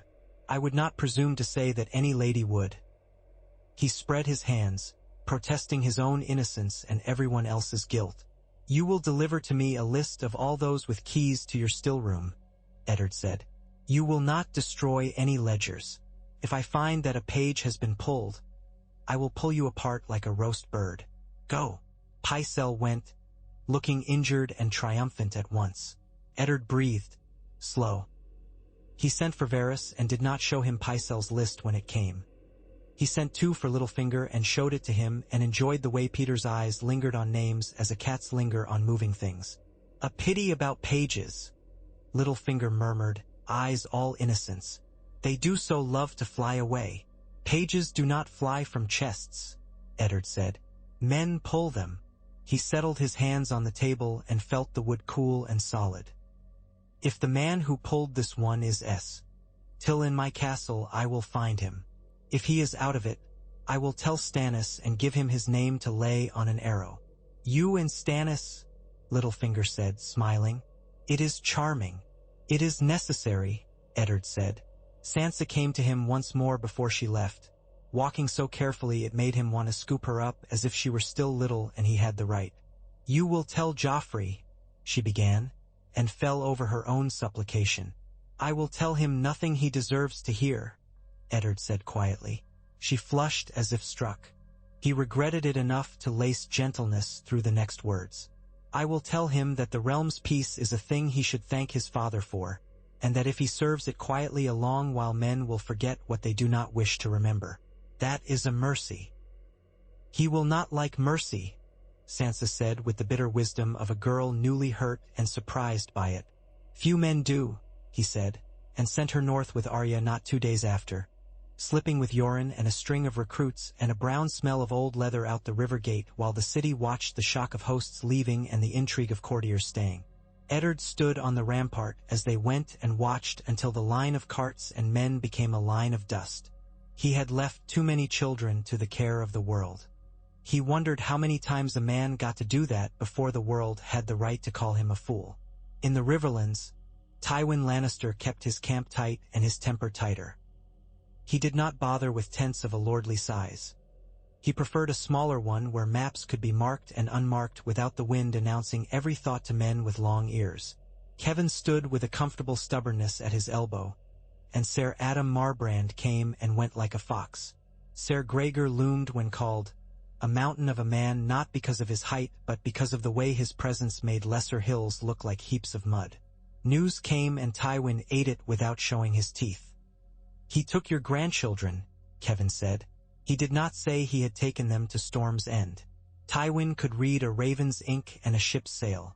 "They are not mine," Tywin said without inflection. He ran a finger along the green fork on the map and tapped the small stone that marked the ford where his vanguard stood. "They are the realms. The realm is a crude fosterer. Tyrion is free," Kevin said. "He rides with a sell's word from the Vale and a pack of mountain goats in men's skins. He will be here within days if he can remember which direction a river flows." Tywin's mouth almost moved at the image of his clever son adorned with filth and pride. "I will find use for him." He was tired of being told that the dwarf had no use. He had built an entire house out of uses. He would make one more. How many banners does Stannis carry to the trident? 10,000 crown men if his scribes are honest. 6,000 stormlords if the tales are not trying to frighten us. And a trickle of knights who come because their fathers told them stories about Robert and forgot to tell them how the stories ended, Kevin said. "Riverrun will open its gates to any man who rides against us. Hoster Tully is pissing blood and giving orders as if his bladder's betrayal did not amuse the gods." "Riverrun will open its gates," Tywin repeated softly, and his eyes fell to the great black stamp on the map, Harrenhal. "Then we will go where gates do not matter. We will go where 1,000 years sit and watch men burn as a change from watching them rot." He put his finger on Harrenhal and pressed until the nail whitened. "Send Ser Gregor to cut throats near the god's eye and leave a trail of orphaned boys and charred beams so obvious that even the wolf in his city will see it with his cold eyes." Kevin did not like it. His expression did not say so. "And you?" "I will wait for Stannis," Tywin said, "and I will pull out his teeth. If the river is where he wants to bleed, then he will bleed in it." At the crossroads, Tyrion Lannister reined in a shaggy, ill-tempered horse and considered the sign creaking above the yard. The inn had been brawled to in recent months, its walls boasting strips of raw wood where men had torn off planks to strike other men. He had not forgotten a table's sharp edge biting into his back and a she-wolf with northern eyes calling out men's names as if she named their deaths. It amused him to be amused by it. Bronn scratched under his mail and spat. "Your family leaves a mess," Bronn observed, as if discussing weather. "All families do," Tyrion said. "It's only that ours can afford bigger messes." They did not linger. Men watched them who had no reason to like what they represented. And the hill tribes hooted at the world as if it were a lady they meant to take into an alley. He had promised Shag a son of Dolph gold and steel and blood, not in that order. He meant to give him 2 of the 3 and find a way to make the third look like it had been his idea not to ask. By the time he rode into Tywin's camp at the Green Fork, wearing a grin and a coat of dust, he had learned to read the glances the tribesmen received and to enjoy them, as a boy enjoys watching a fine horse shit in his lord father's yard. Tywin did not rise when Tyrion entered the lord's tent. Tyrion did not expect him to. He bowed with mockery so faint it merely flavored the air and straightened onto the legs of a man who had withstood worse hauls than this.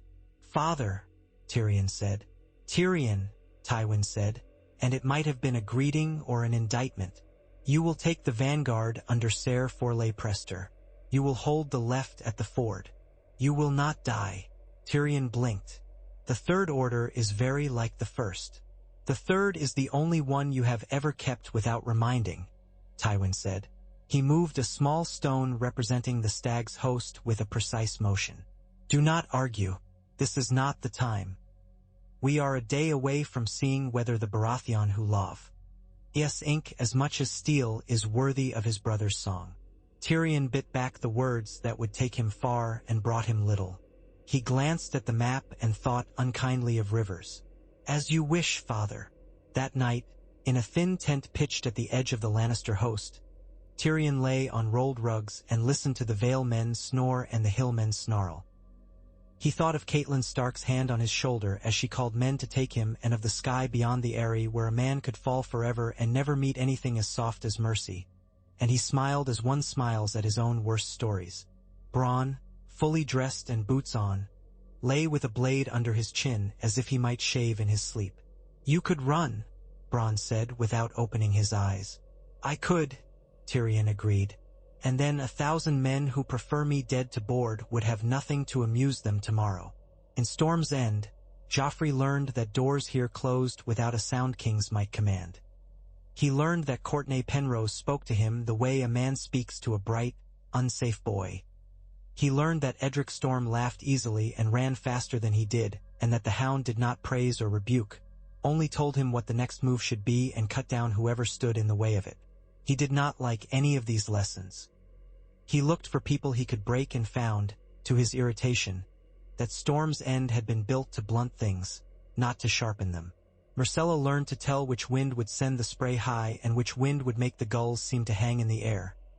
Tommen learned the names of 3 cats and forgot 2 and named them again. "Your Grace," Courtenay said to Joffrey in the yard one morning, because he was not petty and cruelty was not his sport. "We have a practice. The boys shoot at bales on the outer wall. It will not hurt you." "Nothing hurts me," Joffrey said, because the Hound had told him once in a moment of disgust that pain wears the faces of men who fear it first. He took up a bow and drew and found that his injured finger did indeed hurt, and he hit it so clumsily that even Tommen could see. Edric shot close enough to the bale's center to grin and be pounded on the back by men who liked him without needing a reason. Joffrey shot and missed, and the Hound said, "Again," in a voice that did not mock and did not pity. Joffrey, hearing in it something stranger than contempt, did it again. In the Red Keep's shadow, Gendry Mott drew yellow steel and thought only of quenching. Tobo watched him with an eye as appraising as any lord's. "You have a hand," the master said. "You have the arm, of course, but the hand, that is more delicate than iron. It makes it hard to hide." "Hide what?" Gendry asked, not looking up. "Your face," Tobo said, as if he had answered the question any other way. "Some faces find trouble. Some find coin. Some find both and cannot tell them apart." Gendry dipped. The steel hissed like a cat waking. The door creaked. A girl in a coarse cloak stood there with dust on her boots and her hair tangled into a nest that even a rat would have rejected. Arya Stark's eyes held a fierce joy as if the city had spat her out and in doing so given her a gift. Yoren stood behind her, smelling of horse and long roads and promises made cheap and kept dear. He had come to say a thing and gone again before Gendry had gotten the words into his head. It was like that with Yoren.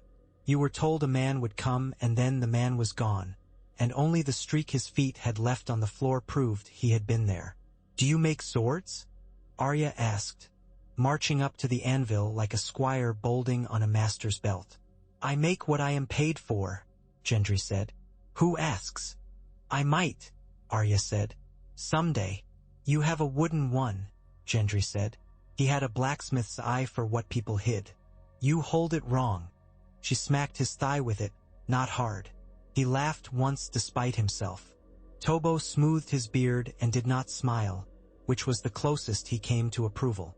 Out along the Green Fork, the Lannister host set across in 3 parts while the Crown and Storm banners came down the opposite bank. It was a place where the river allowed men to pretend it would hold under their feet.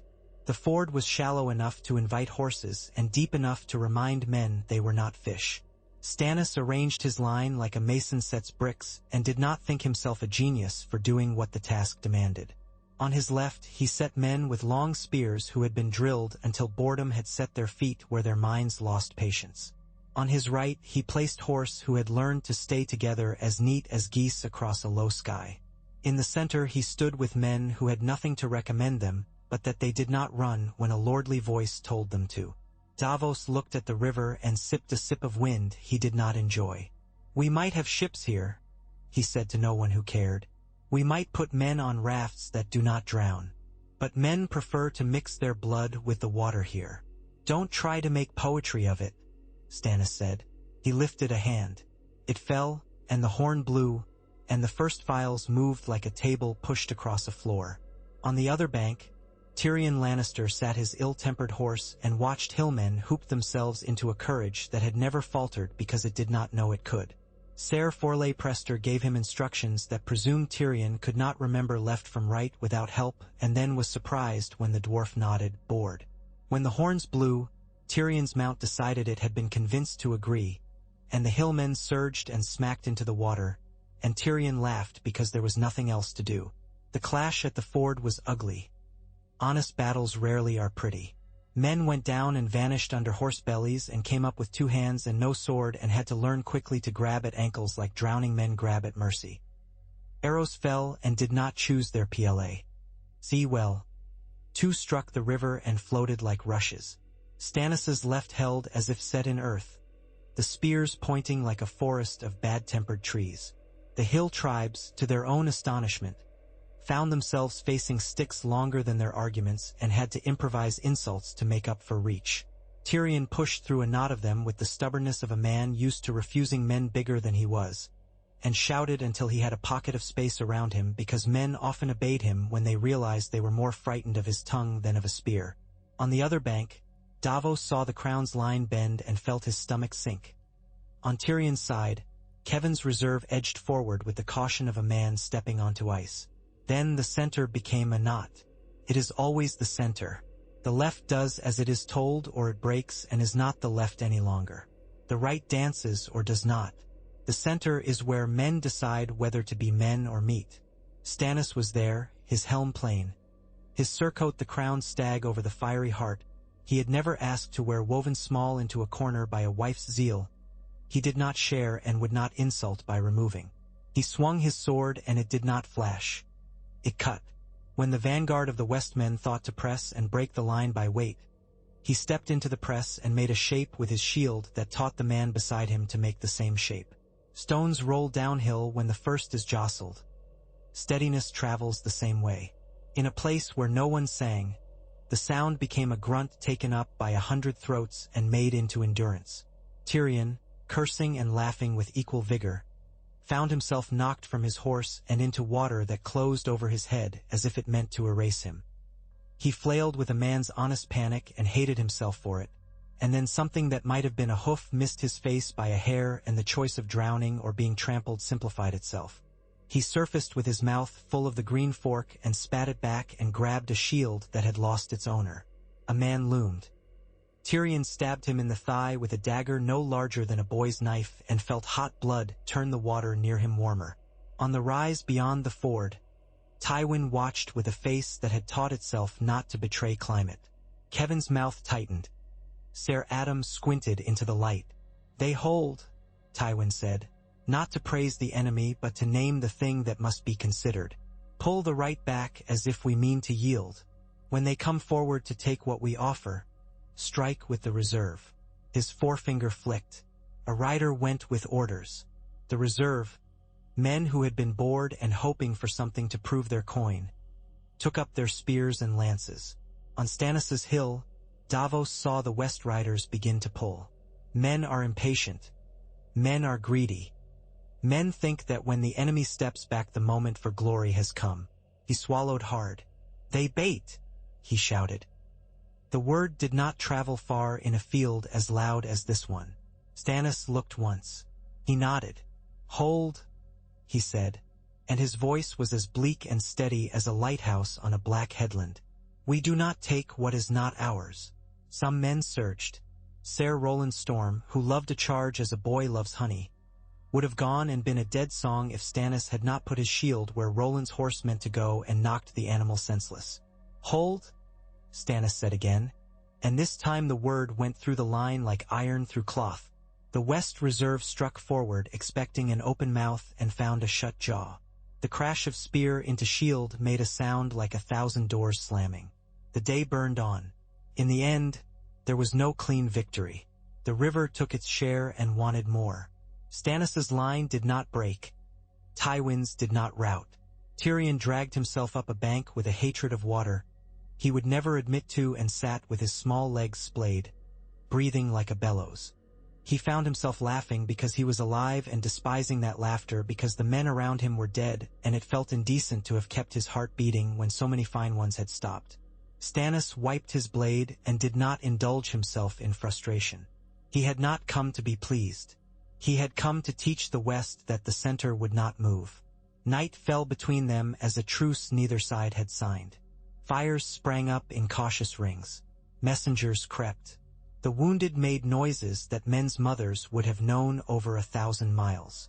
Davos went among them and used what a smuggler's hands knew of knots to bind flesh to itself. He cut throats when the gasping went too long and no priest stood near enough to make it decent. He did not pray. He had once, in a sun-warmed cove, but the prayers had not brought him coin or saved him from a king's justice. He did not hold that against the gods. He held it for himself.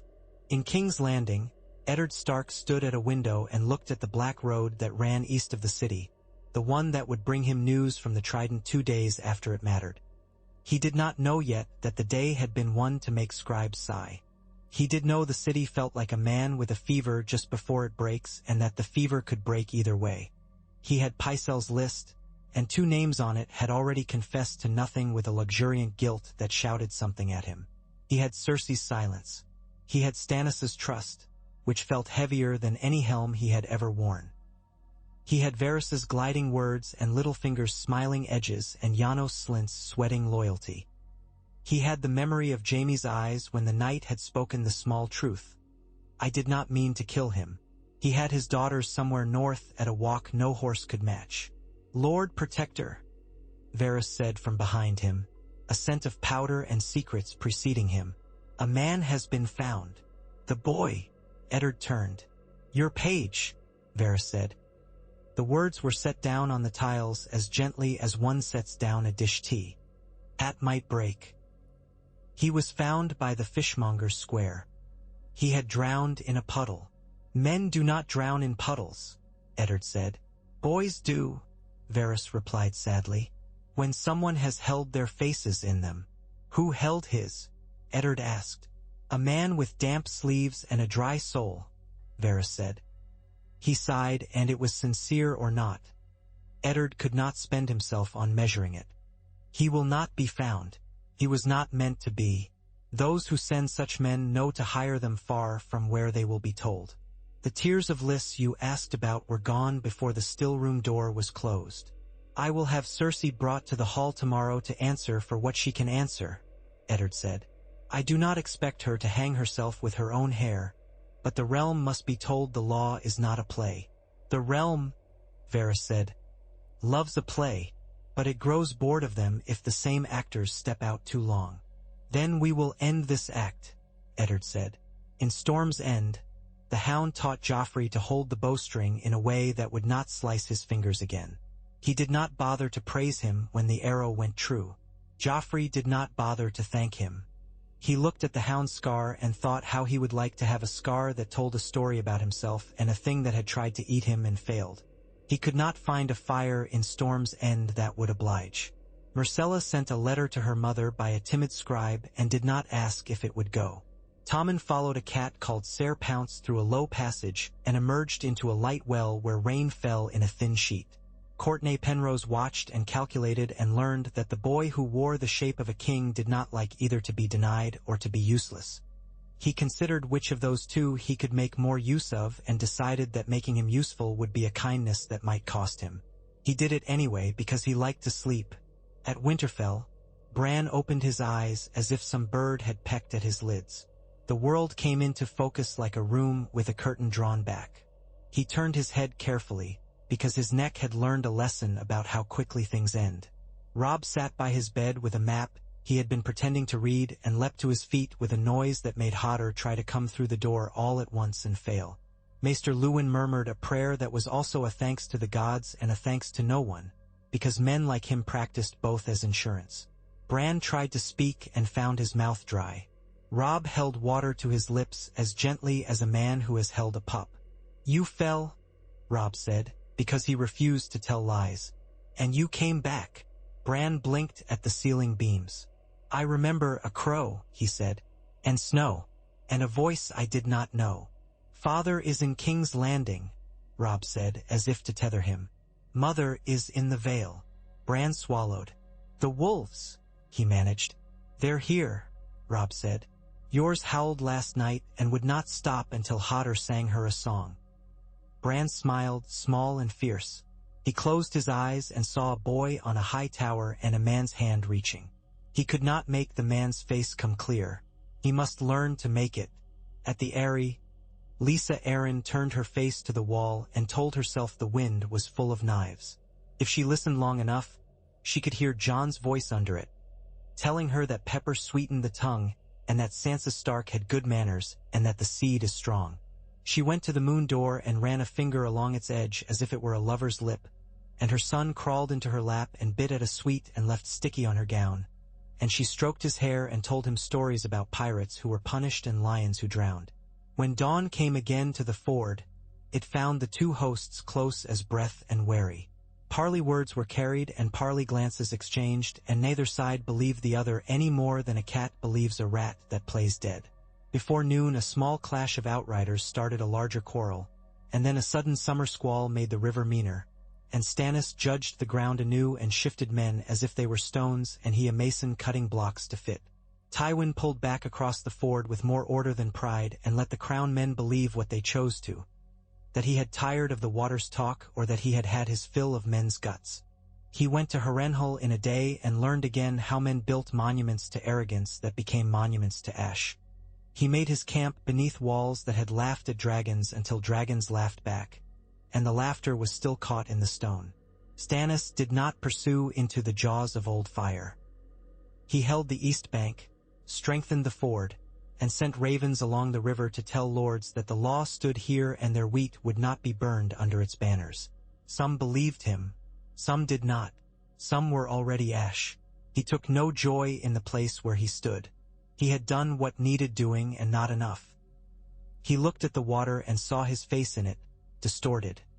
He looked up and saw a sky that would not tell him whether the next day would bring rain or smoke. Back in the city, Eddard brought Cersei Lannister in before the court with Ser Barristan and 4 white cloaks hollowed into a wall around her. The hall smelled of hot wax and old breath. The High Septon had come again with a nave of quiet men and a temple's worth of words. Pycelle tottered. Littlefinger drifted. Varys glided. Janos Slynt sweated. Stannis had left, taking with him a simplicity Eddard had almost begun to value as one values a sharp tool. "My lady," Eddard said to Cersei, because there were courtesies that also served as weapons. "You stand accused in the eyes of the law of—" He paused and looked at the High Septon, who was ready with a list of sins so long it might have reached the 7. Eddard set most of them aside. "Of adultery and of treason against your king." Cersei's chin lifted. "That king is dead." "By poison," Eddard said imply. "Poured by a boy who was told to bring wine when water would have saved a man, and afterward by a hand that held him under sleep. The law calls that murder." "You have a murderer?" she asked, amused. "Draw him out and let us all take turns on his skin." "I have enough," Eddard said, and laid before the hall the list from Pycelle's keys. The deposition from the black-sailed ship's captain who had carried a woman with manderly eyes and her dark child to the castle gate under Beric Dondarrion's escort the week before, and the book that men were beginning to fear because it held hair between its pages like a religious text holds blood. He did not call Varys. He did not call Littlefinger. He called men who had seen the Queen's boy lover carry skins and pour cups and had wept when they failed to save him from a puddle and found they could not say how they knew they had failed. He called Thuras of Myr, who made a mock of every solemn thing he touched and did not make a mock of the smell of poisoned sleep. He called Ser Barristan, who said almost nothing and whose silence made a harder wall than the 4 white cloaks. He did not call Jaime Lannister, though he knew the court would have licked its lips for that spectacle. Cersei listened as a cat listens to a child prattle about mice it has seen. When the High Septon had finished coughing his list of grievances through a jowly mouth, she asked for wine and took a sip and set the cup down with a little click. "Fine tales," she said. "Men love to tell them when they have nothing else to claim. You have a book and a dead boy and a woman who went to a ship and a dozen dark-haired brats whose mothers wish your coffers to open. What you do not have is Tywin Lannister in chains. While he rides and laughs, your proofs smell of fish. There was a rumble in the hall that could have become many things. Eddard held up a hand and did a thing he had not thought to do. Cersei Lannister, he said. You will be confined to a septry on the Street of Sisters until such time as Lord Stannis returns and the council sits with a full attendance to pronounce sentence. There you may pray to such gods as listen to you. If you have the right words, perhaps one will answer. Septry, Cersei said, and the word was as sour in her mouth as lemon. She rose. Very well. I will go talk to women so tireless they waste their mouths on prayer because no man will fill them. In the meantime, the lion hunts. She favored the hall with a slow gaze. Some men dropped their eyes. Peter Baelish did not. He smiled and tugged at his beard as if to remind her that in a city of daggers it was unwise to reach out as if the air had not been sharpened. After, Eddard walked with Ser Barristan as far as the White Sword Tower. You will be tested, he said to the old knight. I have been, Barristan said mildly. More, Eddard said. Barristan looked toward the Red Keep and saw, without needing to see, the line's men had started drawing across it. I stood a boy on the trident and watched a man die because he chose to. I held a mad king to his chair when he wanted to burn a city, and then watched a beautiful boy drive a blade into his back because that was the only thing left. I have been the wrong kind of true, he admitted. Let us see whether I can be the right kind in my old age. Eddard nodded. Gods keep you, he said without embarrassment.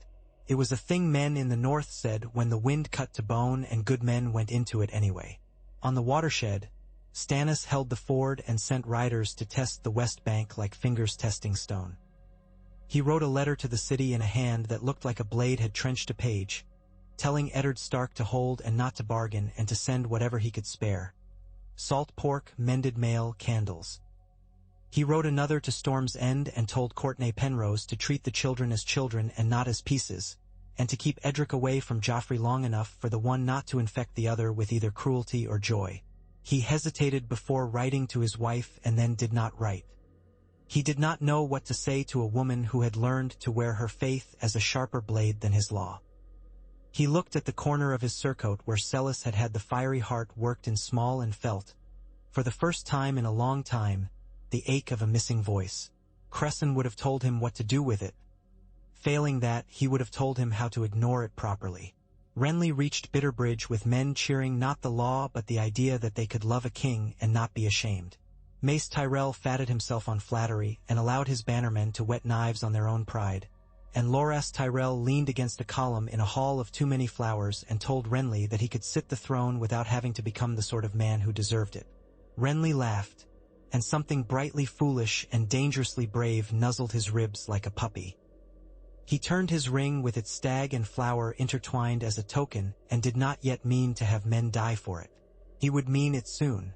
On a skiff near the God's Eye, Beric Dondarrion, who had been sent to bring one man to justice, found himself cut down under a willow tree and then standing again because a red priest with a wine-sour breath whispered words over him that he had never believed in enough to mock. Thuras blinked at him with tears and astonishment tangled, then sputtered something about the Lord of Light and the way flames sometimes lick and do not burn.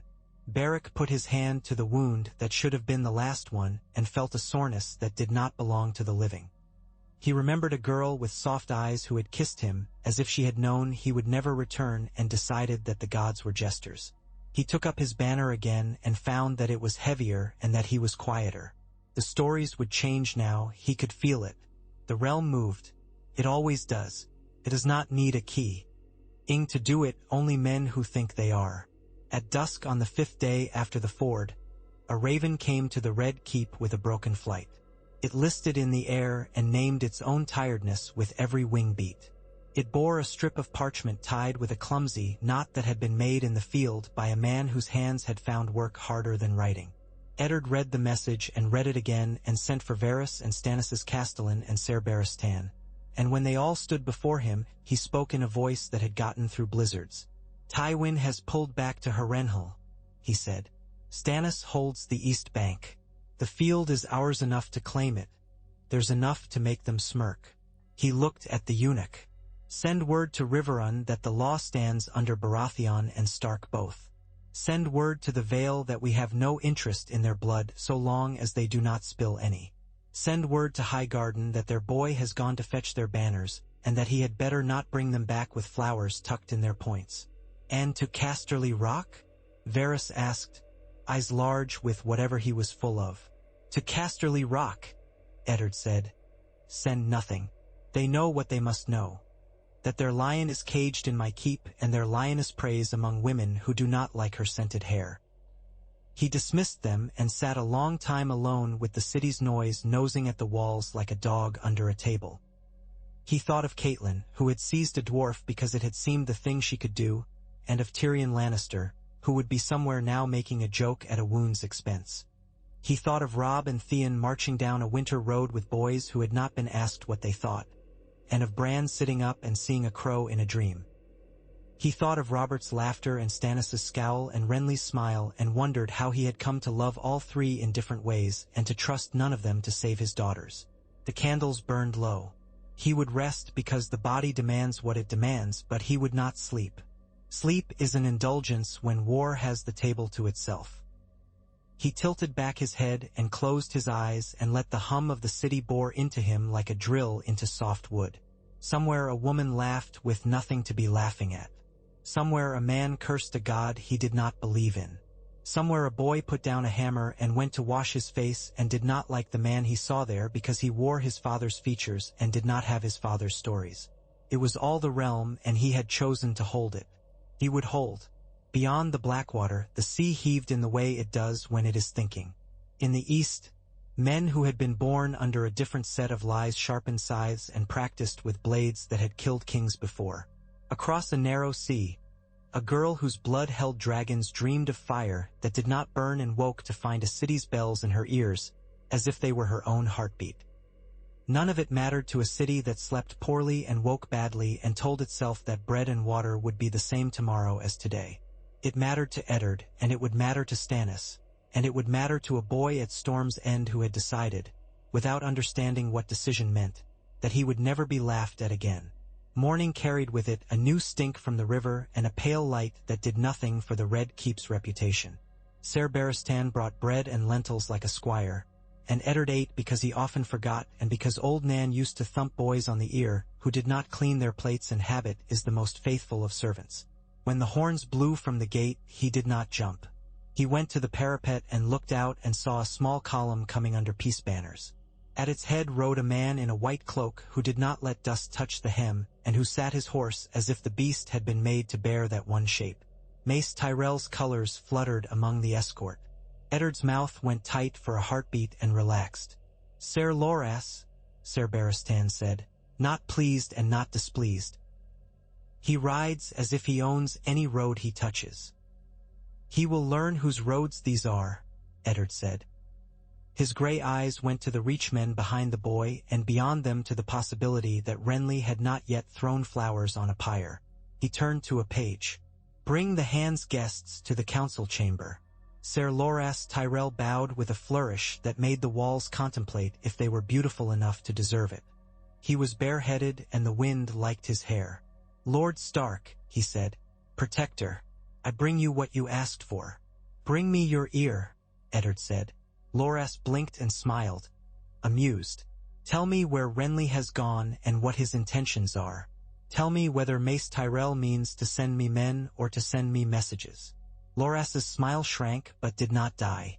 Lord Renly rides to his own purpose, he said, as if he were reciting and could not be stopped. My Lord Father sends regards and 1,000 bushels of wheat and an offer of companionship. Companionship, Eddard repeated. From a man who owns all the chairs at his own table and would like to sit in all of them at once. Loras's eyes flicked in appreciation of the line. He is moved by love for the realm. He is moved by love for Mace Tyrell, Eddard said. If he loves the realm like that, let him show it by keeping his banners upon their poles and sending me ships instead of salt tongues. Loras tilted his head. Ships? Storm's End will need a belly of grain if the Reach turns its head, Eddard said. And I will not be told in 2 months' time that Storm's End starved while the Mander's banks were being measured for a new orchard. Loras laughed despite himself. You are not in a humor to be flattered. I am not, Eddard said. You may try Renly with that. He likes to be loved. I know, Loras said, and in his eyes there was a thing Eddard had no time to pity or to warn about. It would find its owl. And ruin. He did not need to usher it to the edge. The city kept breathing. Men met in rooms and decided who should live and who should starve first because grain meant loyalty as surely as gold bought swords. Outside the walls at night, boys with no place to sleep laid their heads beneath barrels and dreamed of riding under banners because it was better than dreaming of cold. In the castles of the Westerlands, women lit candles and did sums to see how many days bargain sacks of flour would stand, and whether a daughter could be married to a man who owned a boat. Up the King's Road, Sansa Stark watched the back of Yoren's neck and hated the way his hair had matted itself. And Arya counted the slashes in a man's belt where his knife had missed and tried not to think about the way King's Landing had made her breathe too hard and not get enough air. At Harrenhal, a man who had long ago learned to turn patience into a weapon stood in a tent under walls that could not be warmed and listened to a dwarf tell him a joke about a sellsword and a septa. Tywin did not laugh. He did not need to. He saw how the joke made 3 captains like him better and 1 hate him and calculated. And then he dismissed them and studied the map with the forked river and the roads that threaded the riverlands like nerves in a man's back. He will not come to us if we sit, Kevin said. No, Tywin agreed. He is not a hound. He is a weight. We will take it off the ford and put it on a place of our choosing. He put a finger on a curling road and then on the line that marked the Blackwater. If we turn toward the King's Road, he cannot be in 2 places at once. And the city? Kevin asked softly. The city is a fat purse, Tywin said. Men will always cut for it. With Stannis at the ford, Stark in the keep, and my daughter in a cell praying to gods who do not hear her, it will take a cleverer knife than I care to carry at present to open it. He smiled without warmth. We will leave cleverness to Peter Baelish. Kevin gave him a look that said he did not love trusting knives to men who wore smiles with their names stitched inside. Tywin's smile did not change. He will sell us if it enriches him, he said. So will the baker who steals a handful of flour when he thinks no one sees. The difference is that a baker feeds us and Baelish buys us time. We will spend what we must. The war expected to be sung about took a step to the left and became a logbook. Stannis held a place men would remember for a day and forget for a generation. Tywin moved along a road no poet wanted to ride. Renly bent the reach toward himself with whispers and perfumed nights. Eddard held a city and tried to keep its children from being asked to be brave in the way only children ever are. Beyond them all, men in black at the top of the world stood in the wind and said little and listened to trees speak in groans. Ravens came and went, and from time to time one did not return. On an afternoon hot enough to make the river stink like a wound, a rider in the livery of House Tully came under truce into Stannis's camp. His horse had foam at its lips and a gleam of blood where a strap had rubbed. He bowed awkwardly. "My lord," he said, "Lord Hoster's compliments and his complaint. The mountain burns as far as the Tumblestone. He asks for a hard hand." "You may tell Lord Hoster," Stannis said, "that he will receive one. We will cross again when the water remembers who is master." He looked at Davos. "Find me every boat within 10 miles in any direction that has a bottom still tight. We will make a bridge of things meant to float." "It will be ugly," Davos said. "It will hold," Stannis replied. In King's Landing, the High Septon sent word that Cersei Lannister was sick with a malady that required more perfumed cloth than wisdom, and Eddard did not send a physician, because Pycelle would make it an insult to the gods, and because a malady that keeps a woman from writing is a gift to the realm. Littlefinger came, whistling a tune from the Reach, and smiled to find Ned's face as empty as a frost plain. "Protector," he said, "I have a present for you." "I do not desire anything that can be wrapped," Eddard said. "It is not a thing," Littlefinger said, charmed by his own cleverness. "It is a man. Janos Slynt has discovered that his appetite for coin may be equaled by his appetite for honor. Meaning he would be happier in a cloak less yellow and more black," Littlefinger said. If sent to the wall, he will no longer be a problem for anyone who prefers their city to be governed and not garrisoned. Why? Eddard asked. Men do not grow tired of coin by accident.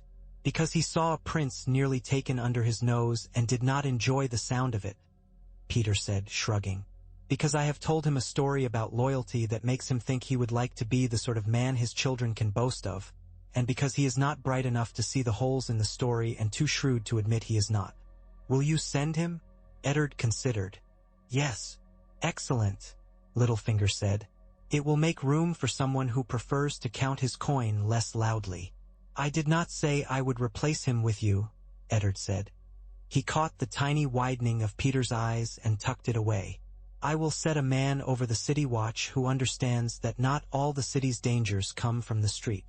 And some come wearing wool, Littlefinger murmured. Eddard's mouth twitched.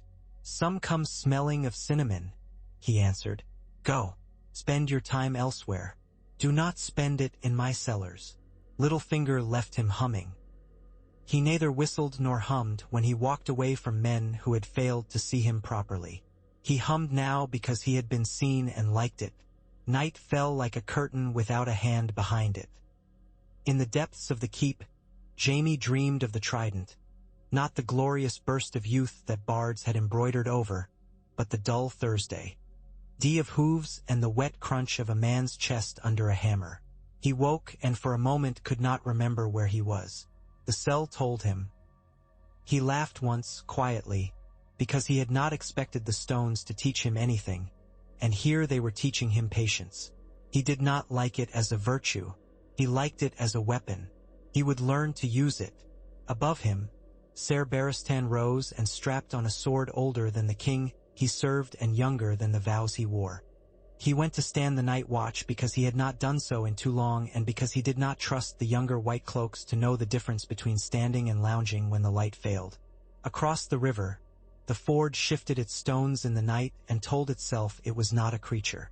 It would hold the weight again tomorrow. It always had. Men could argue over the word victory until their throats bled. The river spoke more simply.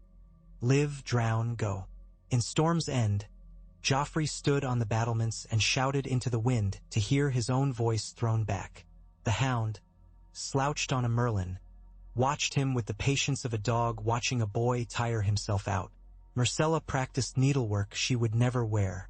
Tommen fell asleep with a cat on his chest and did not know he had begun to dream of a garden he would never see. Courtenay Penrose counted grain and counted men and decided he could hold the castle against friends longer than against enemies. He did not expect to be tested, which meant he expected it very much. At Winterfell, Bran dreamed of a boy climbing and of a hand catching his ankle and of a falcon looking down and saying, not unkindly, that falling was a lesson the ground taught better than any mentor. He woke with tears on his face and did not know whether they were because he had survived or because he had lost something that would not be returned. Robb came and sat and said nothing. Hodder stood at the door and hummed, which was his prayer. The realm turned another page with fingers ink-stained and scarred and did not care whether anyone liked the story. It was not a gentle tale. It had gentle moments, and that would have to serve. Eddard Stark watched the pale light fold itself into evening and told himself, with a stubbornness that could be mistaken for faith, that he would keep those gentle places untrampled where he could. He did not know whether he would succeed. He did not know whether he would survive to know. He knew what he had to do in the morning, which is all a man ever has. He turned from the window and put the candles out with his breath, one by one, and the dark came, as it always does, and the city went on breathing.